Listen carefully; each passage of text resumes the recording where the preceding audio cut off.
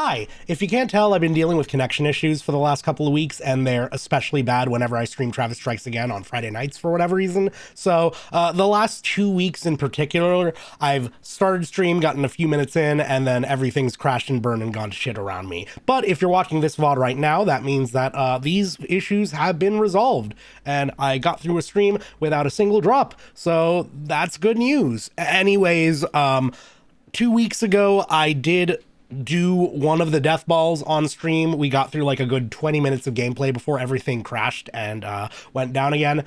I didn't want to upload that on its own as its own VOD. That felt a little cheesy, so I'm just tacking that onto the start of this one so y'all don't miss out on that one level or anything. But yeah, welcome back to Travis Strikes Again, the kind of bad one. I know there's going to be a 7th death ball. It's very obvious there's going to be a 7th death ball. That would be, it would actually be a twist if there are only 6. We do have, wait, one more message from Kay, which I did not read. So it seems as though you really have no intention of stopping. Since implementing the bugs, Juvenile and I have been on the run for close to 30 years. But the time to finish this is once and for all may be near. We'll begin making our own preparations. However, if you too are prepared to see this game of death all the way through to the end, then in order to make sure you don't make the wrong final choice, I decided to let you in on the secret of the DD Mark II you've been playing. The controllers for the DD Mark II are loaded with a horrible gimmick. They read the player's personal data at the DNA level and create clones with increased abilities and power for the purpose of creating powerful clone soldiers. Those clone soldiers are installed with a special AI, turning them into murderous weapons. If the hardware could be sold all over the world, then data could also be gathered from around the globe. Juvenile and I have made every effort possible to prevent this. Juvenile's home country is Ukraine. She lost her parents to the after effects of the Chernobyl disaster and saw her hopes and dreams destroyed by the tyranny of the government. Travis Touchdown, an extraordinary assassin and a genius gamer. I've heard that you're a lazy, selfish, overly opinionated fucking otaku, but also that you're just kinda cats and a man of your word. This short letter contains our desperate prayers. I just hope it reaches you somehow. Wow, yeah, we really are just fucking over the world. We're just gonna spawn a million Travises, a million enhanced clone Travises. Just running over, respawning, and assassinating fucking people. Turn off data collection on the DD Mark II. Yeah, that letting them harvest shit. Oh god. Let's just remember racing game. Did we do anything else? Yeah, no. Last we did the racing game. There was another one before that. Hail Satan Andy, welcome.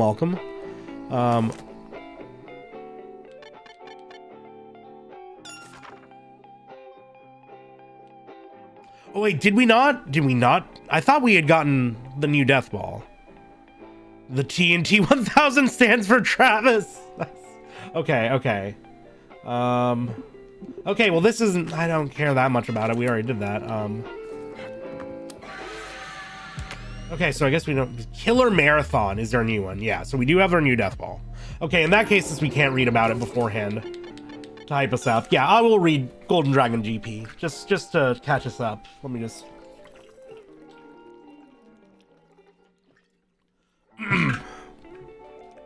How goes the strike on the Travis? We're just starting. There's some blips in the internet beforehand, so we're starting a little late tonight. All right. Carlos Setagaya's Drive and Death game review. Golden Dragon GP. Who will survive the race and what will be left of them? Racing with murder. A 4 kilometer straightaway with shocking twists. You've never seen a racing game this thrilling before. Characters 3.88. Okay, these scores, again, very classic, like, games journalism scores. Never anything above a 3.5. My God, never. Take control of your monster machine and dominate the GDGP. In the 22nd century, the Japanese auto industry dominated the formula racing scene. The world at large became annoyed and changed up the rules. Japan now has the deck stacked against them, with winning deemed impossible. How? How so? I didn't get any of this subtext at all in the game itself, okay. However, those crazy-ass Japanese people, in true kamikaze spirit, decide to say screw formula racing and go independent. Thus began a new type of hyper-drag racing, with ultra-short battles and certain death par for the course, the Golden Dragon Grand Prix. But that's not all. The races take place not down here on the asphalt, but up above the clouds. This under-a-minute, super extreme sport has quickly developed its own cult of fans to become the next big thing. Death-defying challengers gather to compete from around the globe. And with gambling becoming rampant, various crime syndicates from around the world have also gotten involved. Aim for the title of world champion while driving, killing, and soaring through this terrifying race of psychos. Classic 8-bit game to have all the story in the manual. True. If it was a true 8-bit game, it would list all the enemies and their names. The Racer, a mass former sumo wrestler, topping speeds of 800 kilometers per hour. Okay, grab the handlebars, light your smoke, and become invincible. That sounds like the game's inviting me to bounce on it, given where all the exhaust pipes are on this dude. Are those handlebars on his thighs? Yeah, come on. There's no way that's not suggestive. Okay. This game knows its audience. Thank you, Will. Oh, God. The main character, Smoking King, is a former junior champion sumo wrestler. Sounds badass already. But after teaming up with the Kinryugumi Yakuza syndicate and becoming involved in the brutal murders of said syndicate's rival family, he's able to get off by claiming self-defense, but ends up forced to retire. Since then, he's acted as a bodyguard for the Kinryugumi while also racing for them in the Golden Dragon GP. While racing in the name of making the Kinryugumi, oh God, I can't read tonight. God, Kinryugumi. Let me take a little water. Take another sip. Let me just. Kinryugumi, the world's top crime syndicate. He wears costumes to hide his true identity. God, this really hits the style of old gaming. That it does. This shit like this, and the reason I'm reading it is honestly because this is kind of the most interesting part of the game. What the hell is a vector display? This was a display method from video game graphics back in the 1970s and 80s. While it was only capable of drawing dots and lines, its unique and nostalgic aesthetic transcends time and sticks in our hearts and minds even today. Straightaway races and death await in a far-out world. The speed is going to drive you insane. Like, it is a nice love letter to video games. I wish it was a love letter to better video games, because I think drag racing is really mechanically unengaging. But it's cool. Vector aesthetic's cool. Vector Man, hell yeah, your head explode. Become invincible by pressing both mouse buttons at once. Now this is a neat trick. Once you reach the place in the photo, click both buttons on the Death Drive's mouse controller and hold the buttons down for 20 minutes. Do it correctly and Travis will light up like a rainbow. And that's not all, he also becomes invincible. Just forget that once you quit the game, invincibility mode ends. So try and milk it and play for as long as you can. Just a quick 20 minutes. Oh yeah, okay. This unlocks Shenlong as well. No, you got a double perfect M Bison.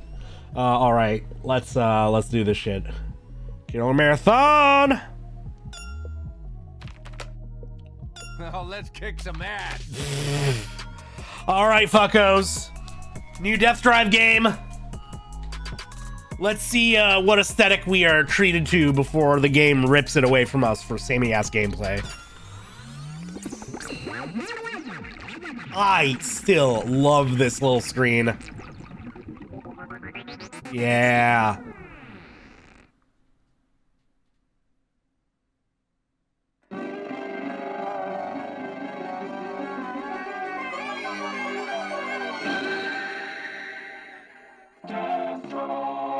So are the clones of Travis going to be around next game? Or do we deal with them this game? Oh, we don't get like an opening cutscene for the game? That's bullshit. Those are the most fun parts. Fuck.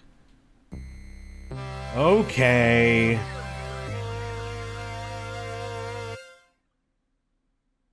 All right, but this is already a vibe. Where am I? It's under construction. What are you, blind? Under construction? What the hell does that mean? This is what it looks like when a location is being built in Unreal. Oh God. Suda's frauding with the fourth wall again. So it's a work in progress, huh? How much of it is done? I have no idea. Go ask that woman, Dr. Juvenile. She is kind of moody. She had problems with the staff while making Killer Marathon. She started flipping over tables and stuff, made them redo the whole thing. Did somebody piss her off? Every game development team is unique to others. I mean, that's probably true for any type of workplace, but none of them are that simple. I thought that making video games was a much more fun job, but it's extremely low-key yet delicate work. Like, surprisingly so.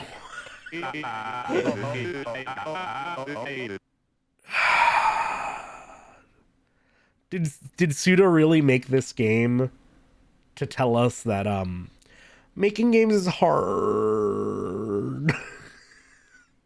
Like, I get it, bro, but come on, we know. I see. Anyway, I don't care if it's a work in progress or not. I'm passing through. Don't come crying to us if things go badly. We warned you. I'm going on a tour of Dr. Juvenile's mind. This ain't Psychonauts. Let me guess. Okay, so this is the detection for whether I can actually talk to him. You guys! Grandpa's words of wisdom. People who say I'll follow you forever usually don't. Not even 10%. Okay, an unfinished game is a really cool idea for a level, though. If they do something interesting with it, I hope that there better be fucking mechanical interests here. It better not just be a normal-ass level with cool aesthetics. Because if that's what it ends up being... You see, like, this is already something, at least. This is something. We'll get back to that. I mean, it kind of signposted itself, but, you know. But yeah, if it ends up just being like, boy, this sure would be a clever way to be lazy about this, then I'm going to be really upset. Grandpa's words of wisdom. You shouldn't go any further. Pandora's box is coming back. It's called the Death Drive. Here we go. Finally, Bugstra is telling me something interesting. We got a customer. Welcome. Come on in. Give me your best ramen. Sure thing. Here you go. It's cool. It's cool thus far. I've been burnt too many times by this game, and so I inherently distrust it by now. Tonkatsu show you the Yokohama bad boy. Enjoy the 1-2 punch of pork and soy sauce. Nice. Power recovered. We lost so much. Grandpa's words of wisdom. If you can't take out the mothership, you're screwed. The nucleus is also called the core. Destroy the core. Light it up! I'm assuming we're just getting coins for this, but alright. Well, if it's just straight to the boss and nothing else, I'll laugh, but I'll be happy that this game will be ending sooner, right? Because if they're really gonna go that... Here we go. Okay, asteroids. We're playing asteroids. There we go.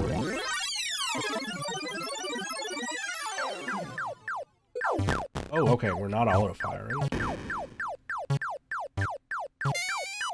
Yeah, this is much more what I'm hoping. I should have gone back and gotten some of that shit, though.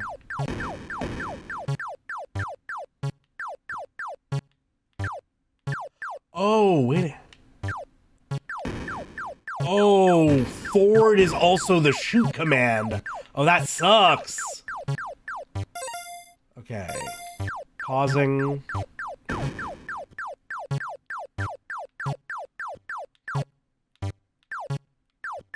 God, this method sucks. Forget about the extras. I just don't get the extras. Aha! They're the core.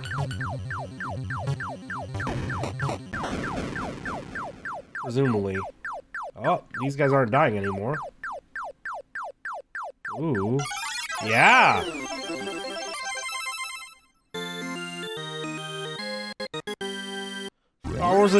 Star Wars, there's no Lumpy to be seen.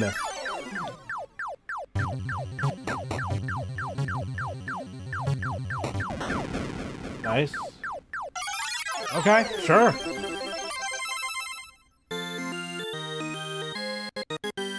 And this is the gameplay changes you wanted? Unironically, yes. I hope this doesn't overstay its welcome. Which it's already somewhat close to doing.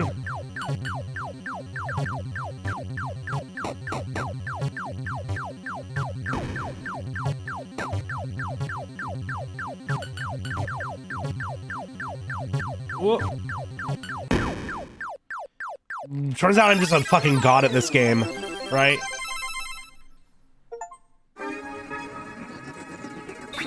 I got an achievement for AAA, cleared, Project AAA, clear death drive, alright?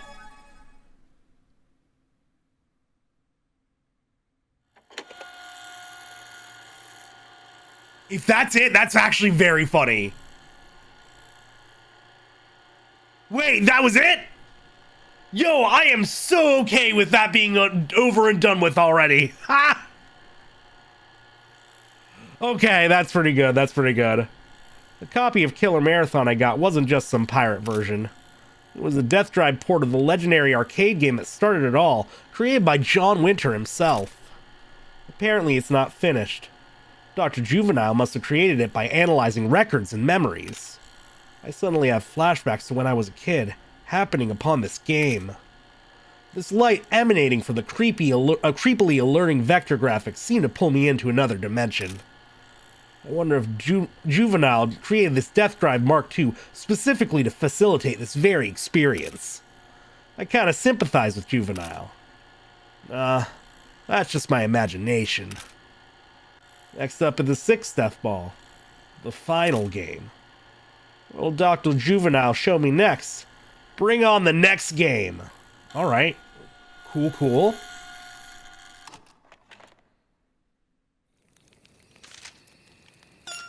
Article in the ROM blog. Facts received from K. Fresh from Eugene.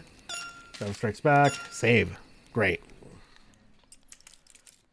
If they're emphasizing it, then there's def one more. I have a hard time believing that.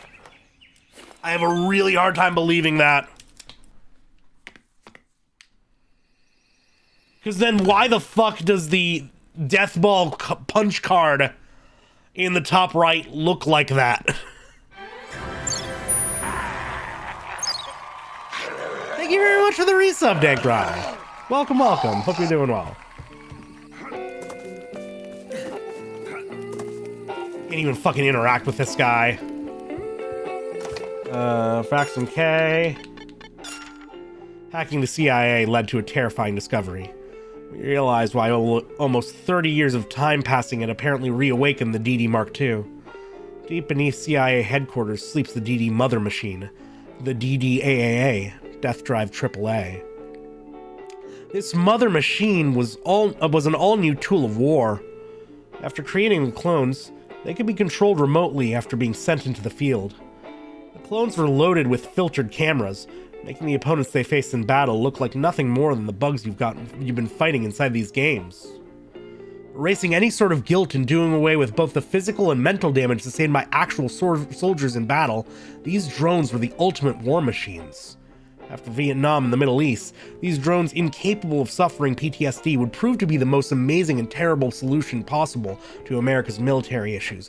Oh god, they're doing the fucking, Gundam Wing bit. Like the one thing that Gundam Wing actually does and makes interesting. Oh boy. The death drive! Ah! Hail Satan! Hail Satan, Scoot, welcome on in. Clearing 6 games will cause the DDAA sleeping beneath the CIA headquarters to reset and eventually restore itself. And you are about to make this happen. However, I want you to remember this. I am in no position to stop you. Actually, with such an accurate idea of the timing of the system restoration, I should be able to handle this. Crisis means opportunity. We will fight for hope.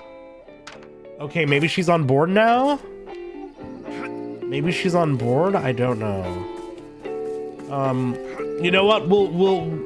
I have a tab open to where the fuck Jean is. So we'll because we didn't really do any actual gameplay in that level, we can jump into this one. I'm currently in Japan. The tatami floors are made of grass and are actually pretty comfortable. Japanese people apparently remove their shoes when coming inside, but I'm always barefoot anyway. Please come for me quickly. And then I went looking for Jean, and my internet dropped, and you didn't miss out on that much. I found her off stream. Anyway, back at it.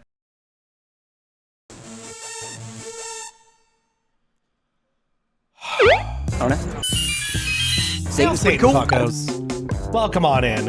Happy Firm Friday. How we doing? Hello, hello. Come and play with your hole. All right. Wow. Okay, we're holding it already. Apparently, amazing. Wow. People are eager tonight. Hole for luck. We can hope. We can hope. Hail St. Marion. Welcome on in. How are we doing tonight? How's everybody's weeks been? I saw y'all on Wednesday for a combination of Rat Shaker and Rivals. It was a stream. It was a time. Rat Shaker definitely has a unique appeal that left me with a bit of a bad taste in my mouth at the end of it, if I'm being entirely honest. I posted this about this on Blue Sky the other day, I think yesterday, or maybe the day before. Also, an excellent song to wrap up your drive home on. Hell yeah! Welcome home, Marion. Welcome home. Hope you're doing well.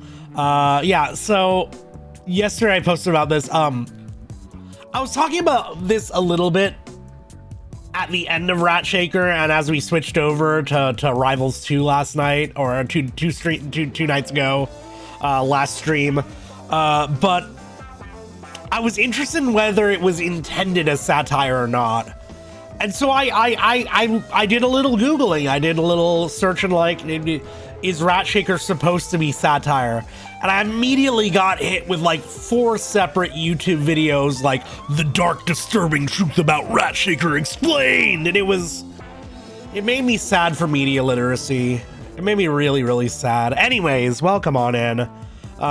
Yesterday, for anybody who's wondering, I almost hit 1,000 on ranked on Rivals on stream, and yesterday I did, and I actually managed to win a few games. I've edged a bit in and out of the 1,000 plus range, but like I've gotten some wins. I'm starting to get matched against platinum players, which is terrifying, but I managed to take a full game off one, or full set even. I 2-1'd Claren, an Abyss Claren. It was lovely. Thank you for the applause. Thankfully, the shaking in NMH doesn't represent anything at all. Yeah, nothing whatsoever. It is exactly what it is. It's just like a kinetic flashlight, right? That's just the content mill. No, it's just the content mill and what it does, right? But that's still going to affect how people think. And that's sad. Anyways, so yeah, it's been a couple weeks since we've actually gotten to really play some Travis Strikes again. 2 weeks ago, I did the 5th Death Ball, which ended up being, the whole gimmick was it was an unfinished Unreal game that was still being constructed, and so it was really quick, and we played Asteroids at the end. And then after that, I attempted, well, then stream went down. That was 2 weeks ago. Last week, I attempted to stream this game again, got started with the visual novel section, and then stream went down again and completely denied me. Since then, we've installed a nice new Ethernet cable, courtesy of Chipper Doodles in chat. Thank you very much again, Chipper. I will not thank you enough for this. So I have not had a single stream drop all week, except for the accidental one that was my fault on Wednesday, and that was because I pressed stop streaming instead of stop recording. That's my bad.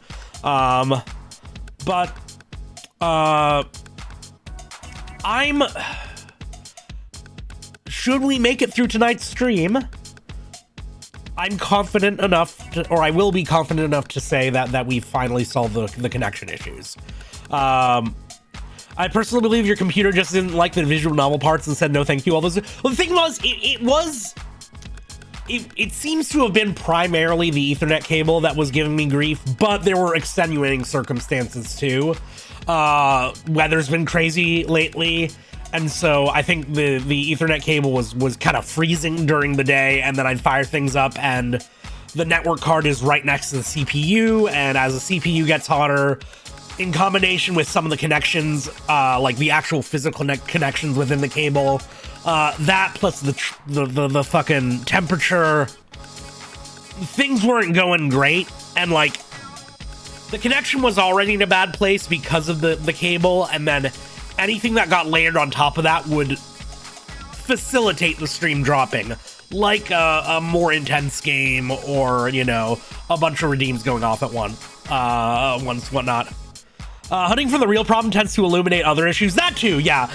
There was also a while where I still can't upgrade to the current fucking version of OBS because it's got 3 separate memory leaks. And I know that wasn't just the way I was using it, because a friend of mine was having OBS issues the other day, and looked it up. Same 3 fucking memory leaks in that one, and it has not been hot fixed yet. So like a lot of things were going wrong, and that's kind of the issue with tech issues like this, is that even when there's one simple thing that you can point to, there's a whole bunch of other shit that might be screwing you over, getting in the way, and at the very least, it's not making your life any easier. But regardless, I don't want to waste too much time. I just want to get into it. I don't know if we're beating this game tonight or not. I don't want to go crazy late because I work tomorrow morning and I'm a little congested.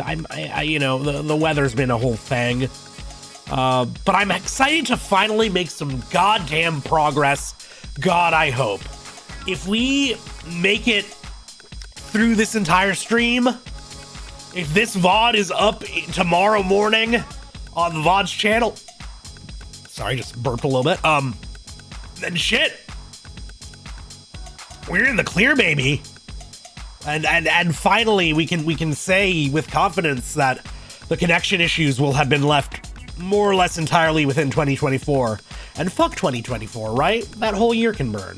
The VOD stitch is gonna be insane. Nah, I already made something. I already cooked something together. If anybody's watching the VODs right now, hi VOD channel, hi VOD watchers. If anybody's watching the VOD on YouTube right now, I did put a little addendum at the start of it where I've stitched in the last Death Ball game we played, the unfinished one.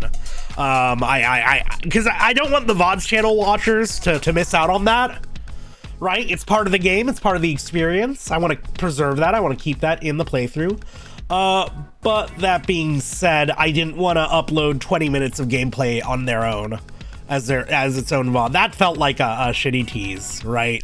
I had to do this same goddamn thing with Pyre a few weeks ago because was unable. I got a couple minutes into a stream of that and then I had to drop because the fucking stream dropped. So, you know, we live with it, we deal with it, we get into it, right? I'm ready to just fucking chill out. I gotta turn off the music, actually.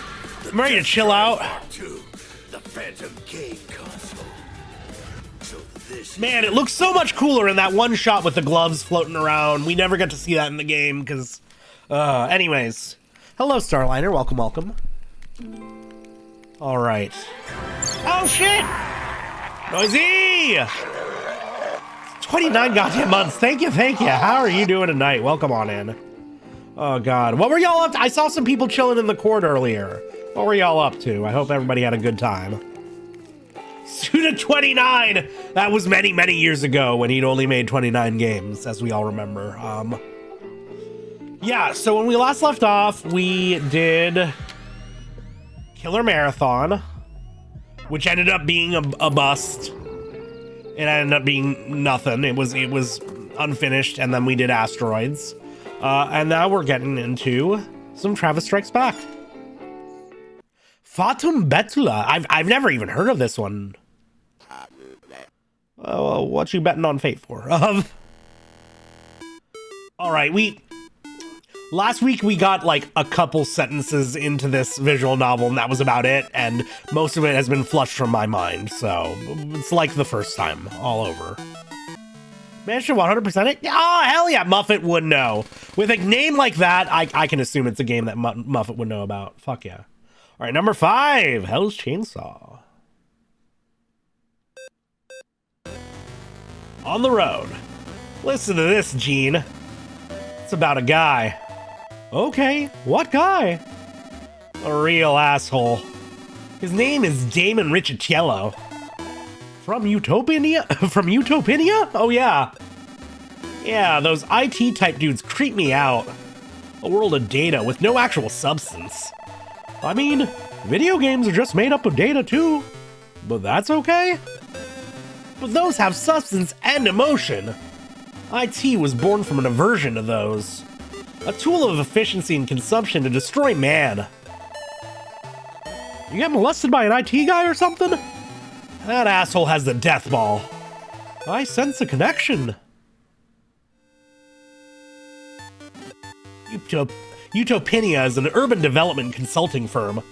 It specializes in revitalizing cities. They've grown huge with their redevelopment projects.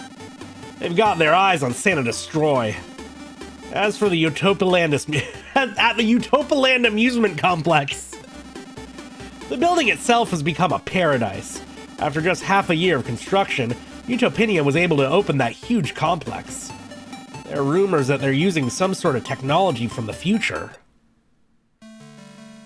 That's the thing about this game, is it drops the wildest fucking world building shit in the middle of these visual novel segments that I'm like, are categorically more boring than the actual gameplay, but also more interesting. I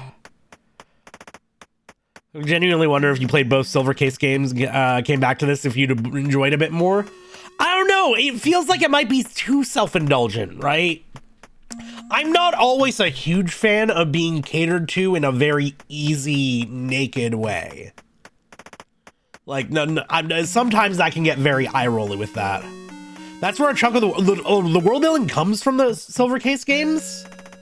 Interesting. So I think I might just enjoy playing those on my own. Anyways, an IT city. Screw that. The dudes in this town use conditioner and treatment. Spray on cologne and shit like that. They take supplements. Soap is good enough for me. My musk is my cologne. Fuck. Oh god, I forgot just how much of a gamer Travis was. Oh. He's gotten really, really into the furry forums lately. Oh. And nuts over supplements. Utopia HQ. It looks like a university. A full cafeteria. A soccer field. A tennis court. It's like the perfect workplace. Depends on your values. Now, just a PC. No, that's old now. But with just a smartphone, you can work from anywhere now. That also feels like that's just a quote taken from Killer 7. The whole world is... The world is so small, you can control it with a PDA. So this campus is all for show. Oh, they're all work from homers. Yeah, Musky Travis, exactly. Travis confirmed Musk Master. Let me see the CEO, sweetheart. Travis, watch your tone. They're gonna kick you out. May I ask your name? The hero of Santa Destroy. Damon is away on business at the moment. Please come back again sometime. This chick seems good at her job. Are you his secretary? Yes. Where is he? I'll go see him. Due to matters of confidentiality, I'm afraid I can't say. Whatever. You got good taste for someone so young. Thank you, and have a nice day. That t-shirt. Mappy. That's pretty cool. She's really something. Alright, scoping out the chicks. Travis, you got a woman at home waiting for you. And children's. My name is Juliet Chesterfield. I work at Utopinia as Damon's tertiary secretary. Tertiary secretary is a very fun phrase to say. You know what a tertiary secretary does? I call the CEO to wake him up. I check the traffic before he leaves. It's a real hassle. I stop by the primary secretary's house, then the CEO's. If there's even a bit of traffic, the primary secretary gets pissed off. Then I clean the secretary's office. Prepare the breakfast buffet. Welcome the CEO. Deal with claims and complaints all day. Okay, that's that's the first secretary-like thing you've actually mentioned. Yeah, everything else she's mentioning is nanny shit, right? Personal assistant stuff. Mostly from the shareholders. I have to explain everything and calm them down. A big shareholder in New York hits on me sometime. He took me on a day trip to Portugal on a private jet once. There's no there should be no air travel. I thought this was congruent with the fucking Killer 7 world. There's no planes! I totally would have spent the night. But I had work in the morning. The shareholder understood, but since then, I have to keep my guard up and turn him down. Telling him if I get soft in my youth, then I'm finished. Sorry, I kind of rambled on there. I joined Utopinia after the CEO saw my videos. He scouted me right away. I was a pretty famous influencer. And digging up and live streaming old Vector video games. Ooh, okay, that's actually cool. Some games were crap, but I saw the future in those primary color-based graphics. I became head of a huge Vector game project at Utopinia. It was really kicking ass. So she was a Twitch streamer? No, she's more like the people who uncovered the Atari ET cartridge gravesite. The company was young, so I kept climbing up the ladder. Since I was a kid, I dreamed of being a secretary. So I requested that they make me a tertiary secretary position. And now, I'm in subordinate training. But that man, he noticed Namco's famous game Mappy on my shirt. Travis touchdown. Weird that they can just shout out Namco in this game, huh? I know that guy. He beat me in the Unreal Tournament finals. Wait, what? Oh wow, he really is a gamer. That's the most OG I've ever heard of Travis being. That's actually like... Wait, Unreal Tournament isn't otaku at all! Travis, what's wrong with you? I can never forget him. Back in the day, I was a pro gamer myself. Okay, so maybe she was a Twitch streamer. Man, I'm hungry. Are you sure he wasn't just staring at her boob? It's quite possible. I love these char siu noodles. And they're really simple and remind me of old Japan. I've never actually been to Japan, but somehow ramen makes me feel super nostalgic. Gyoza and beer. Can't beat it. Hail Satan, Ashley, how you doing? Mind if I sit down? It's you. What a coincidence. I love ramen, too. What a convenient coincidence. Have a seat. Hold up. I remember. The 2008 Unreal Tournament World Finals. God damn it. Only you and I were left at the end. I still have nightmares about that mistake. But I was still green. You weren't green. You went for beauty in battle, not the win itself. I like that. I don't need your consolation. If you don't win, it's pointless. That's not what you came to talk. That's not what you came to talk about, is it? Nope. Tell me where Damon is. I need to talk to him. Travis. Oh shit, I was holding the button. Who are you exactly? You're not just some random gamer, are you? You smell like blood. You know, it's funny. You smell like blood, too. Maybe from way back in the day. I left my past behind when I left home, but I guess I can tell you where Damon is. For reals? Where is he? How many bowls of ramen can you eat? If you can beat me, I'll tell you. Right on, I'm down. Just kidding. You shouldn't waste ramen. Let's just enjoy what we have. Yeah, you're right. City of Split, Croatia. Croatia? How many hours away is that by bike? Look it up yourself. 96 hours? Utopinia is putting on a huge festival. There's a VIP party tomorrow. That's your chance. But don't kill him, okay? I can't promise anything. God, my man comes out swanging. Wow, what compelling writing. Right? The fact that Travis is just like... I guess it says something about Travis and women, right? She just presents him with two contradictory statements, and he's like, yeah, you're right for both of them. Huh? An intruder?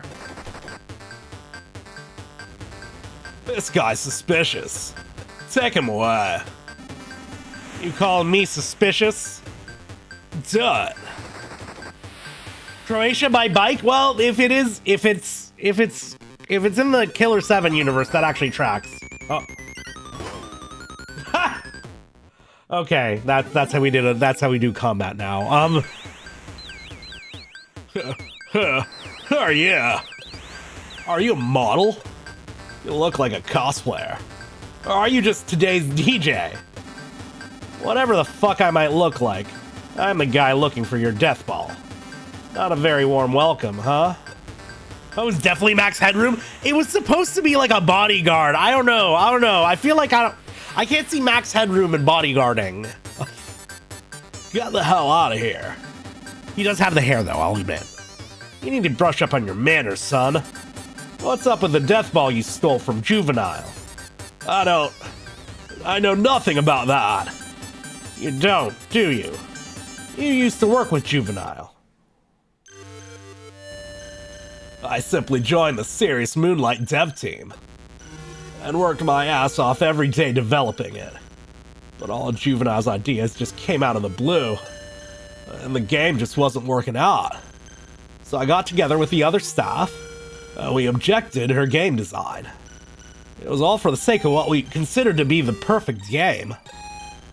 And the project was canned at the last minute, and I was sent to another team. That woman, she became afraid of our amazing ideas. Whatever it took, I wanted to see Serious Moonlight finished, so I pressed Juvenile hard. I told her to hand over the death ball. But she was so condescending since I was an intern. Fuck her. She brought it upon herself. I beat Juvenile to a pulp. Even when her swollen face was twisted in pain, I kept on beating her. She finally stopped moving, so I let her go. I took the sole remaining death ball and went home. Okay, yeah, you sound like kind of a shit too, dude. So you can blame this guy for the shit gameplay? Yeah, if Serious Moonlight ends up being a stinker, we know who to blame. It's supposed to be the perfect video game, though, so who knows? See? She's the one at fault here, right? You aren't even worth killing. Feel the same pain she felt. Oh, he gonna smack him. Wow, rude, kill him, yeah. My fists are gonna take a while to heal. Let's go, Gene. Piece of shit? I won't let you get away with this. I will have my revenge. Revenge!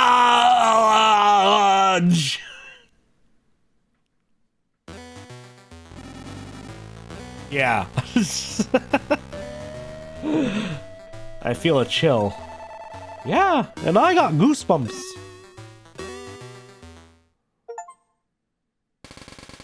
To be continued. You say to be continued, but this is supposed to be the last death ball. Why would we go for another fucking visual novel segment if we were all the death balls? He's powered by spite and misogyny. Yeah. Trevor has found his gamer match.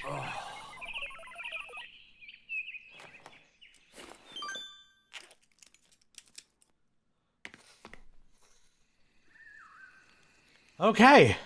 Well, theoretically, we're about to enter our final death ball game. There's 100% going to be another one after this. Why are Travis's legs so shiny? He waxes. All right. Let's see what the perfect video game looks like. This game was so important to the man that he beat his boss to death over it. This shit better slap.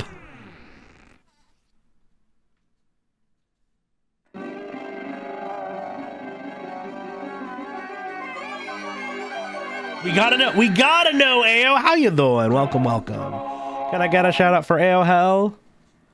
Ayo Hell, if my connection lasts all stream, then I think, oh. Okay, wait, strong start.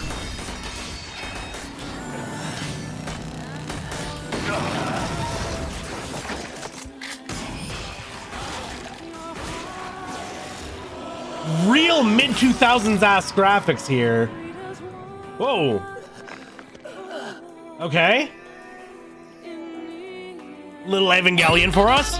Yo, brace for haste. Welcome on in. Welcome, Raiders. Wait a second. We're in the middle of something. We're in the middle of rad shit. I don't want to interrupt it too much. Hello, Raiders. We're witnessing crazy shit happening. Oh. This is goodbye, partner. Garcia, what do you say? Wait. The gun talks. Take over for me now. Wait, this maybe slaps. Oh, wait, is this literally just Shadows of the Damned? Wait, this is literally just Shadows of the Damned. Wait, what the fuck, Suda? Took 7 of those bullets, yet he survives. Suda, what are you doing? You will become the hero of 8 hearts. I appreciate how half of these Death Drive game opening cutscenes have been soundtracked like the old DBZ movies. Welcome, console rate, hell yeah. Oh. Wait, this character design goes hard as hell. That goes hard as hell. Damned Dark Knight. Okay, interesting. Console rate, welcome on in, welcome. When Shadows I've never played. Welcome on in, Raiders. Welcome, Brace for Haste. Thank you so much for the raid. What were you up to? What were you doing tonight? Why console raid? Anyways, hello. Hi, I am Firmth. I am a cozy little Baphomet enjoyer of the weird, the obscure, the arcane, the cult classic. We play some action games, some RPGs, some visual novel stuff here. I also make long-ass video essays for YouTube. But welcome. Wait, did that not go up? Did the YouTube command didn't post. Oh God, I gotta do that. You're the console and you're fair enough. Let me just, there we go. I gotta fix that. But welcome on in. Welcome. Oh shit, it started us off. Anyways, we're playing some Travis Strikes Again as I work my way through the No More Heroes franchise. Wait one sec. I'm writing something down for myself to fix after stream. You were doing some art? Oh, hell yeah. Constant said no more hero content was here. You're here, a huge Suda head. I've been getting into Suda lately.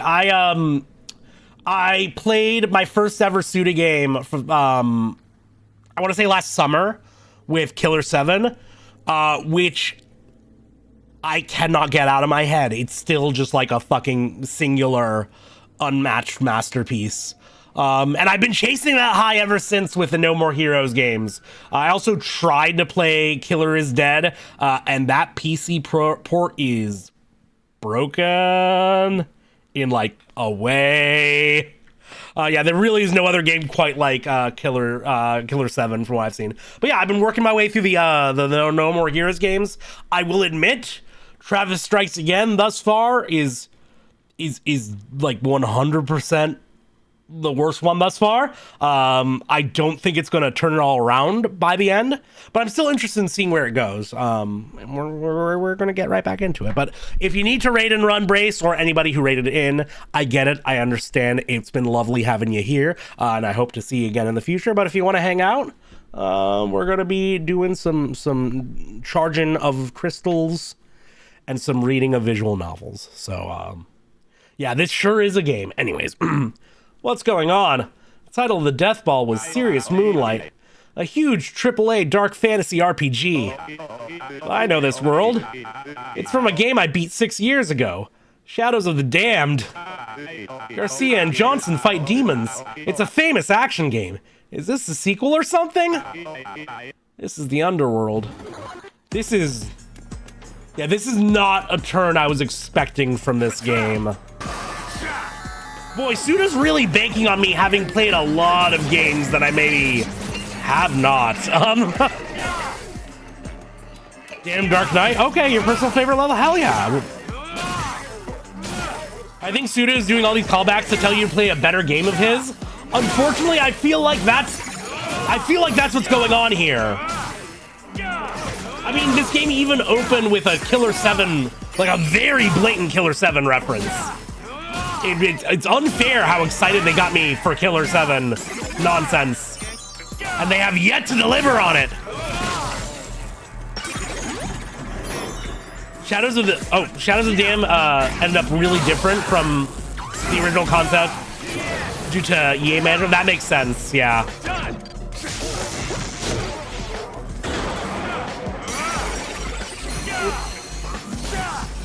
I got remasters last year. Is it good? But is it good though? But is it any good? I know Lollipop Chainsaw got remastered. I kind of feel like I just want to play the original. Like how much have they changed for the remaster?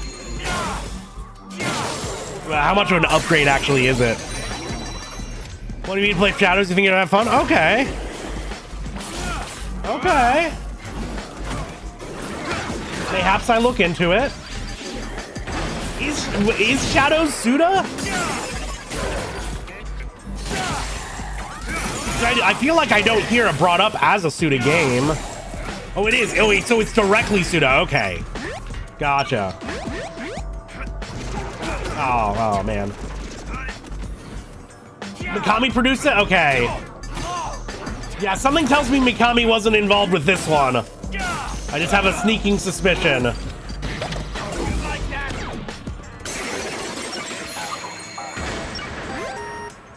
Suda wishes Shadows was something else, but this is what we have. Gotcha. Oh, that is interesting. I would be interested in seeing what that's like. Oh, Turlet. First Turlet. This is meant to be a straight horror game turned into a third-person shooter. That sounds like what happened to video games at the time, don't it?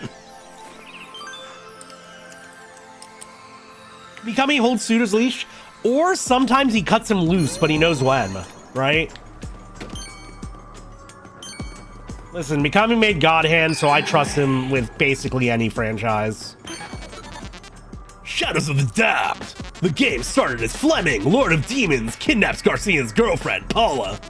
Anyway, here we are at the last stage, Fleming's tower. Garcia has died and only Johnson remains. Spoilers! Spoilers! Spoilers! Chat was just talking about how I should play this game, come on! Now, Johnson has become 8 hearts in order to exact revenge for Garcia. Spoilers! It's not even spoilers I can anticipate because they're for a different piece of media. Oh, God.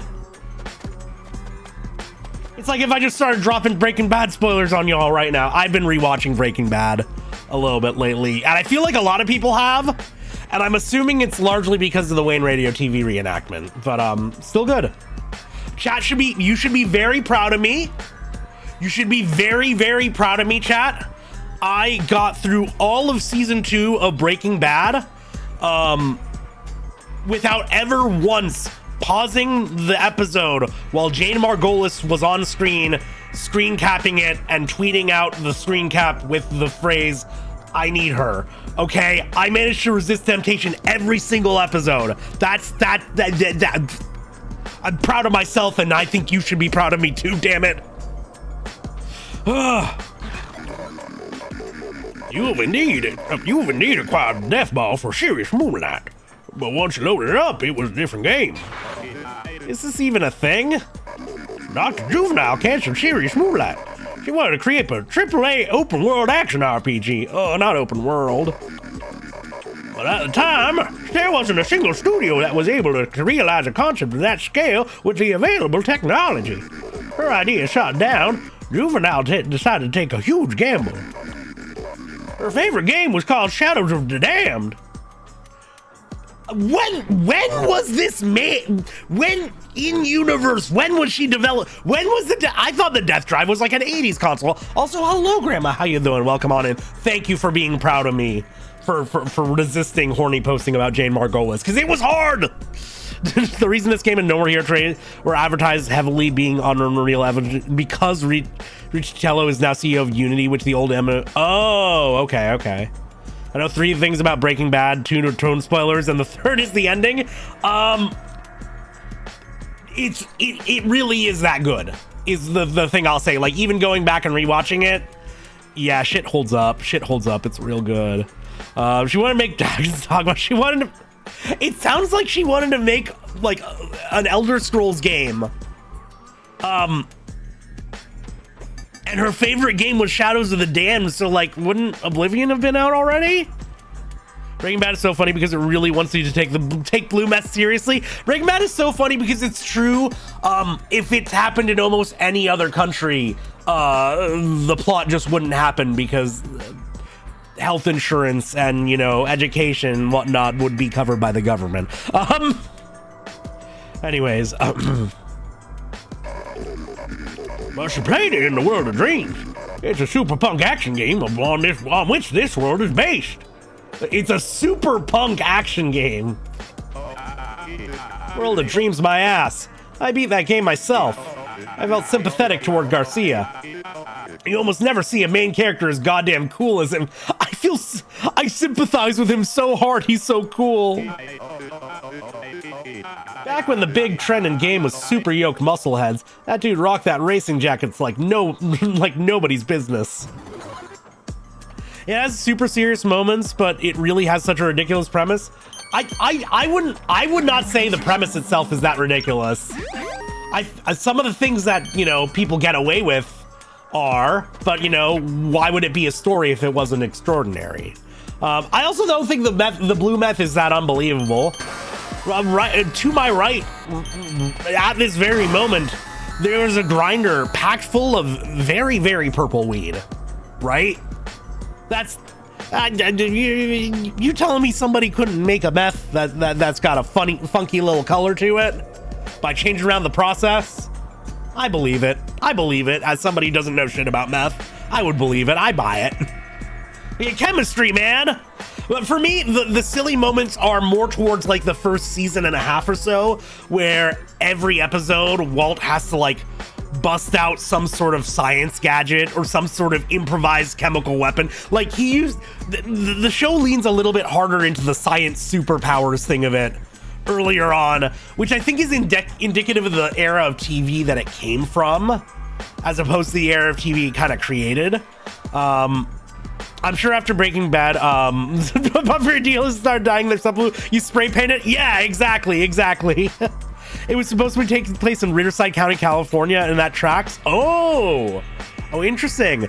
I think, yeah, New Mexico also just works because, you know, the proximity to the actual Mexico, and it enables a lot of the plot to happen. Mathematically impossible. Blue's not the color that the creational reaction produces. Fair enough. I'll trust the mathematics on that, but I'm still willing to believe. The Etch-a-Sketch, yeah, the Etch-a-Sketch is a thing. Listen, there's silly moments for sure, but it holds up. It's good. It's good. It's good. It also has a lot of moments where, like, that show's fucking funny and, like, intending to be actively.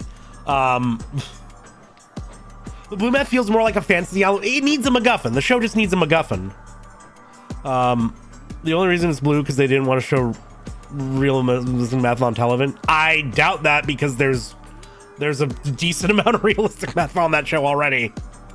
Kid named Finger.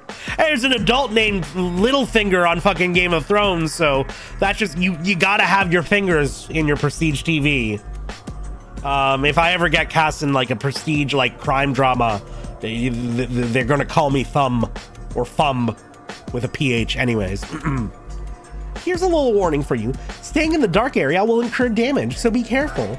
Just sit there without thinking and you'll die pretty quickly. Gears of War? Gears 1.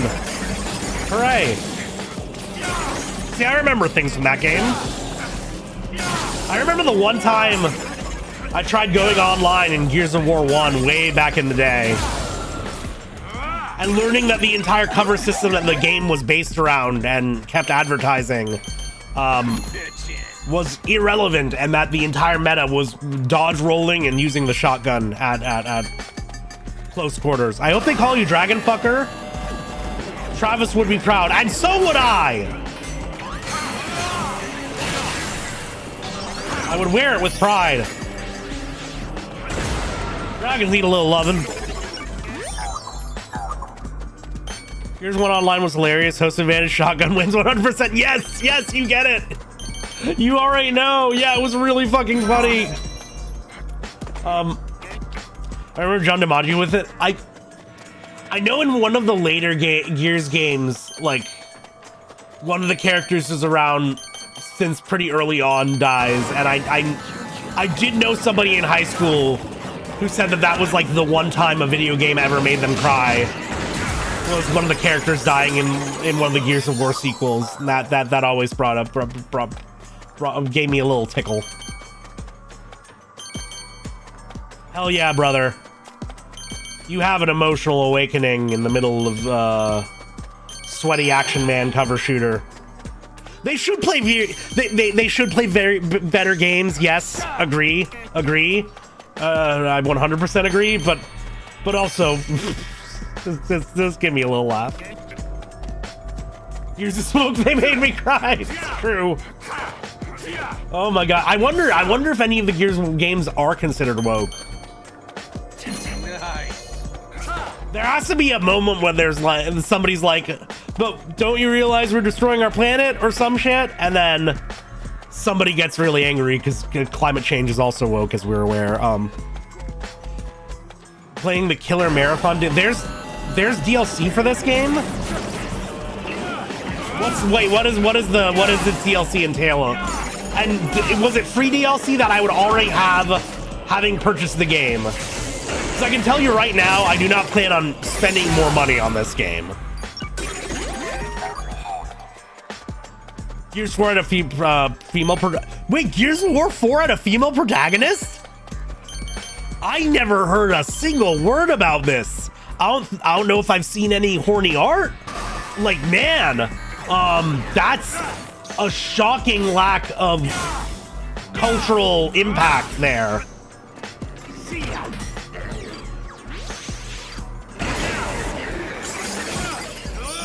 Like, I don't want to say that horny art is the one indicator of cultural impact, but it's definitely one of them.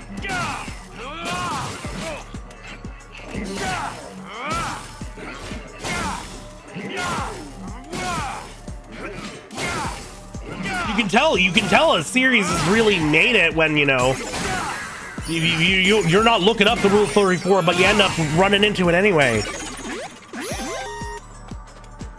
It's paid DLC? Oh. But the DLC contains spoilers. Yeah, nobody discussed anything in the DLC because I don't... Well, I'll see if... to answer your question, hopefully, I'll see if... Ow. We'll see if the DLC is even a part of this re-release. And what it involves. And how long it'll take. Because... So this is supposed to be the last Death Ball. It's very obvious that there's another one after this. The real question is how long it would take to get through all that content. Maybe I'm beating this game tonight? I don't know. How long does this DLC take to get through if I do have it? Which, again, I don't know. Justine, Fleming's beloved songstress. No one who has ever heard her sing opera has ever come back alive. She stands before Garcia, giving the sense of a huge boss fight to come, and the battle turns out to be 2D. Oh, that sounds sick. And she's actually really girly on the inside, too. Great twists. It's an extra desk. The DLC is good for contextualizing stuff in No More Heroes 3, but I thought this game was the thing I had to play to contextualize stuff in No More Heroes 3. Oh no, don't tell me all the relevant, interesting shit's contained in the DLC. Like how long of the DLC, how long is it? Kate Diaz, the female protagonist of Gears 4 and 5 is rather boring. Oof. Oof, that's too bad. I mean, it's not like original Protagman was all that interesting, as far as I remember.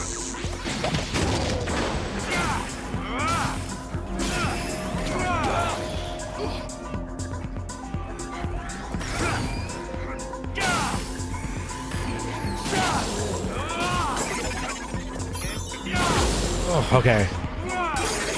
Here's one Protag was big McLarge huge. Well, yeah, but also you gotta remember that that old shoulders Fitzroy is not a particularly defining trait in the Gears universe. Everybody's just wearing World of Warcraft pauldrons, but under their muscles in the Gears games. They're like a space marine without the shell. Large lads. Travis Strikes Again DLC is an extra game world, so it depends on how long it's taken you to beat Death Balls until now. Each one's usually like an hour or so. This game's pacing is just so fucked, it's hard to judge anything. Because you spend so much time in visual novel hell. And then some of them just like, what's it, Coffee and Donuts? The one in the hotel? That one's just ass to actually navigate. I'm so sorry, you've come into my chat introducing yourself as a massive Suda fan, and it happens to be during what I think is thus far the worst game of his that I played, and I don't want to just be completely fucking negative. Like I'm still definitely having a decent enough time with this game, but like part of me just wants to get on to No More Heroes 3.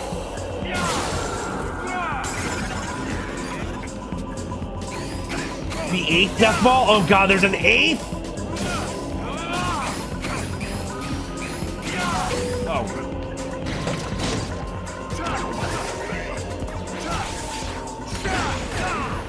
Oh, to continue with the full experience, fine.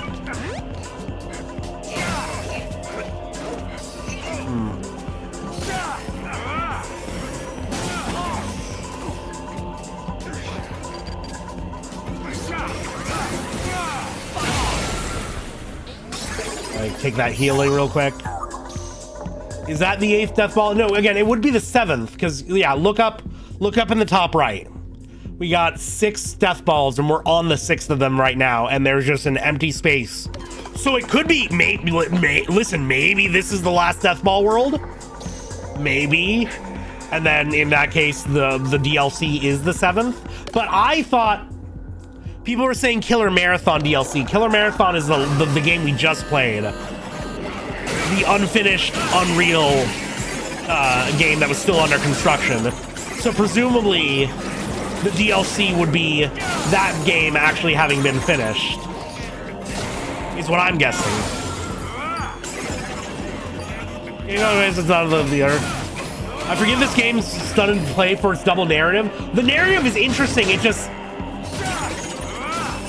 feels so fragmented and weirdly paced out. Again, pacing is a really big thing in most art for me, and especially in games. And I think this game fumbles the pacing really hard.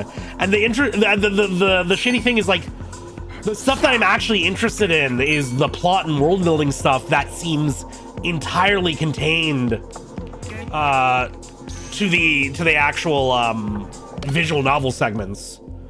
And yet the visual novel segments are not what you come here to play the game for, really. No, I think, yeah, level up. Nice. Cool. And yeah, the level up system like this just does nothing for me. Another dad favorite, the Sisters Grimm. You'd never think they were sisters without being told, these Reapers. Their names are Maras, Colleen, and Giltine Grimm. Somehow you're supposed to work the fact that they're old sisters just by those names, which is kinda... well, at least he's, you know, acknowledging it, right? But this game does rely on... I like this... this design I like, with the little legs hanging down. Yeah. Who are you? Has 8 Hearts come back? Just a super badass assassin. Badass, huh? You think you're badass enough to beat a ship? Enough bullshit. Let's do this. It's your 5th trial, punk. You know what makes a mid-boss really terrifying? Getting harder and harder. Die! I'll show you what badass means. I'm gonna crush your ass. All right. We have a turgid mid-boss to worry about here.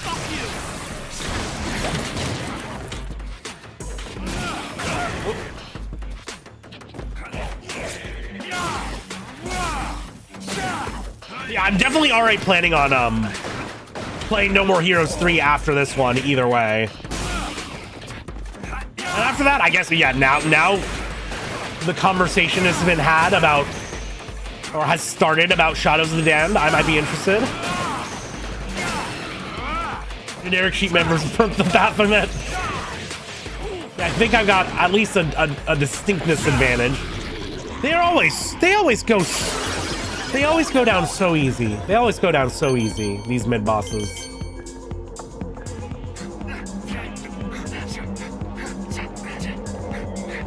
Checking to see if there's anything behind these. Don't seem like it. Ass crushed. Now, yappers are welcome, limons. Limons? Like multiple limes in Spanish, or limons? Any pronunciation I should be aware of? I don't want to fuck it up. Lemons.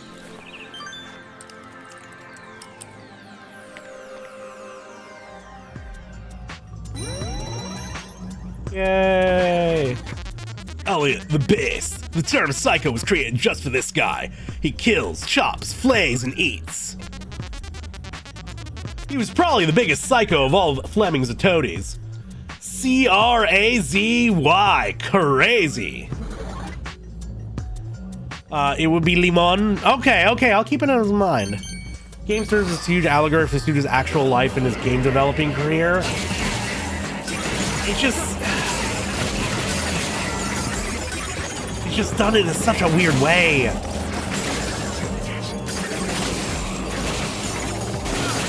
I mean, it's interesting to me that he like chose like this kind of weird low budget spin-off as the game to do that with.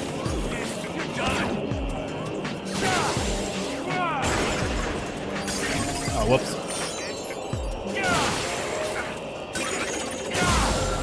Like I feel like he would save that for, you know, one of his visual novels, which he seems very fond of.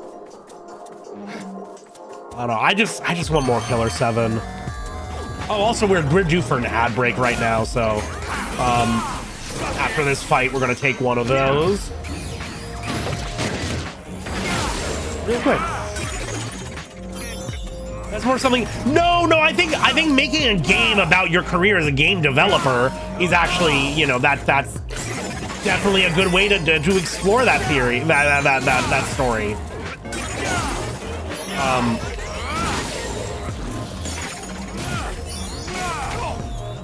And like I have a fondness for games developers who are open about liking video games. Like, don't get me wrong, it is important to read, it is important to experience other art forms, to go out to the theater, to maybe watch a little stand-up for some time, you know, catch a nice movie and whatnot. All that shit is really important. Ah, damn it. But a lot of game directors talk about their influences and don't bring up other games. They almost feel embarrassed of the art form.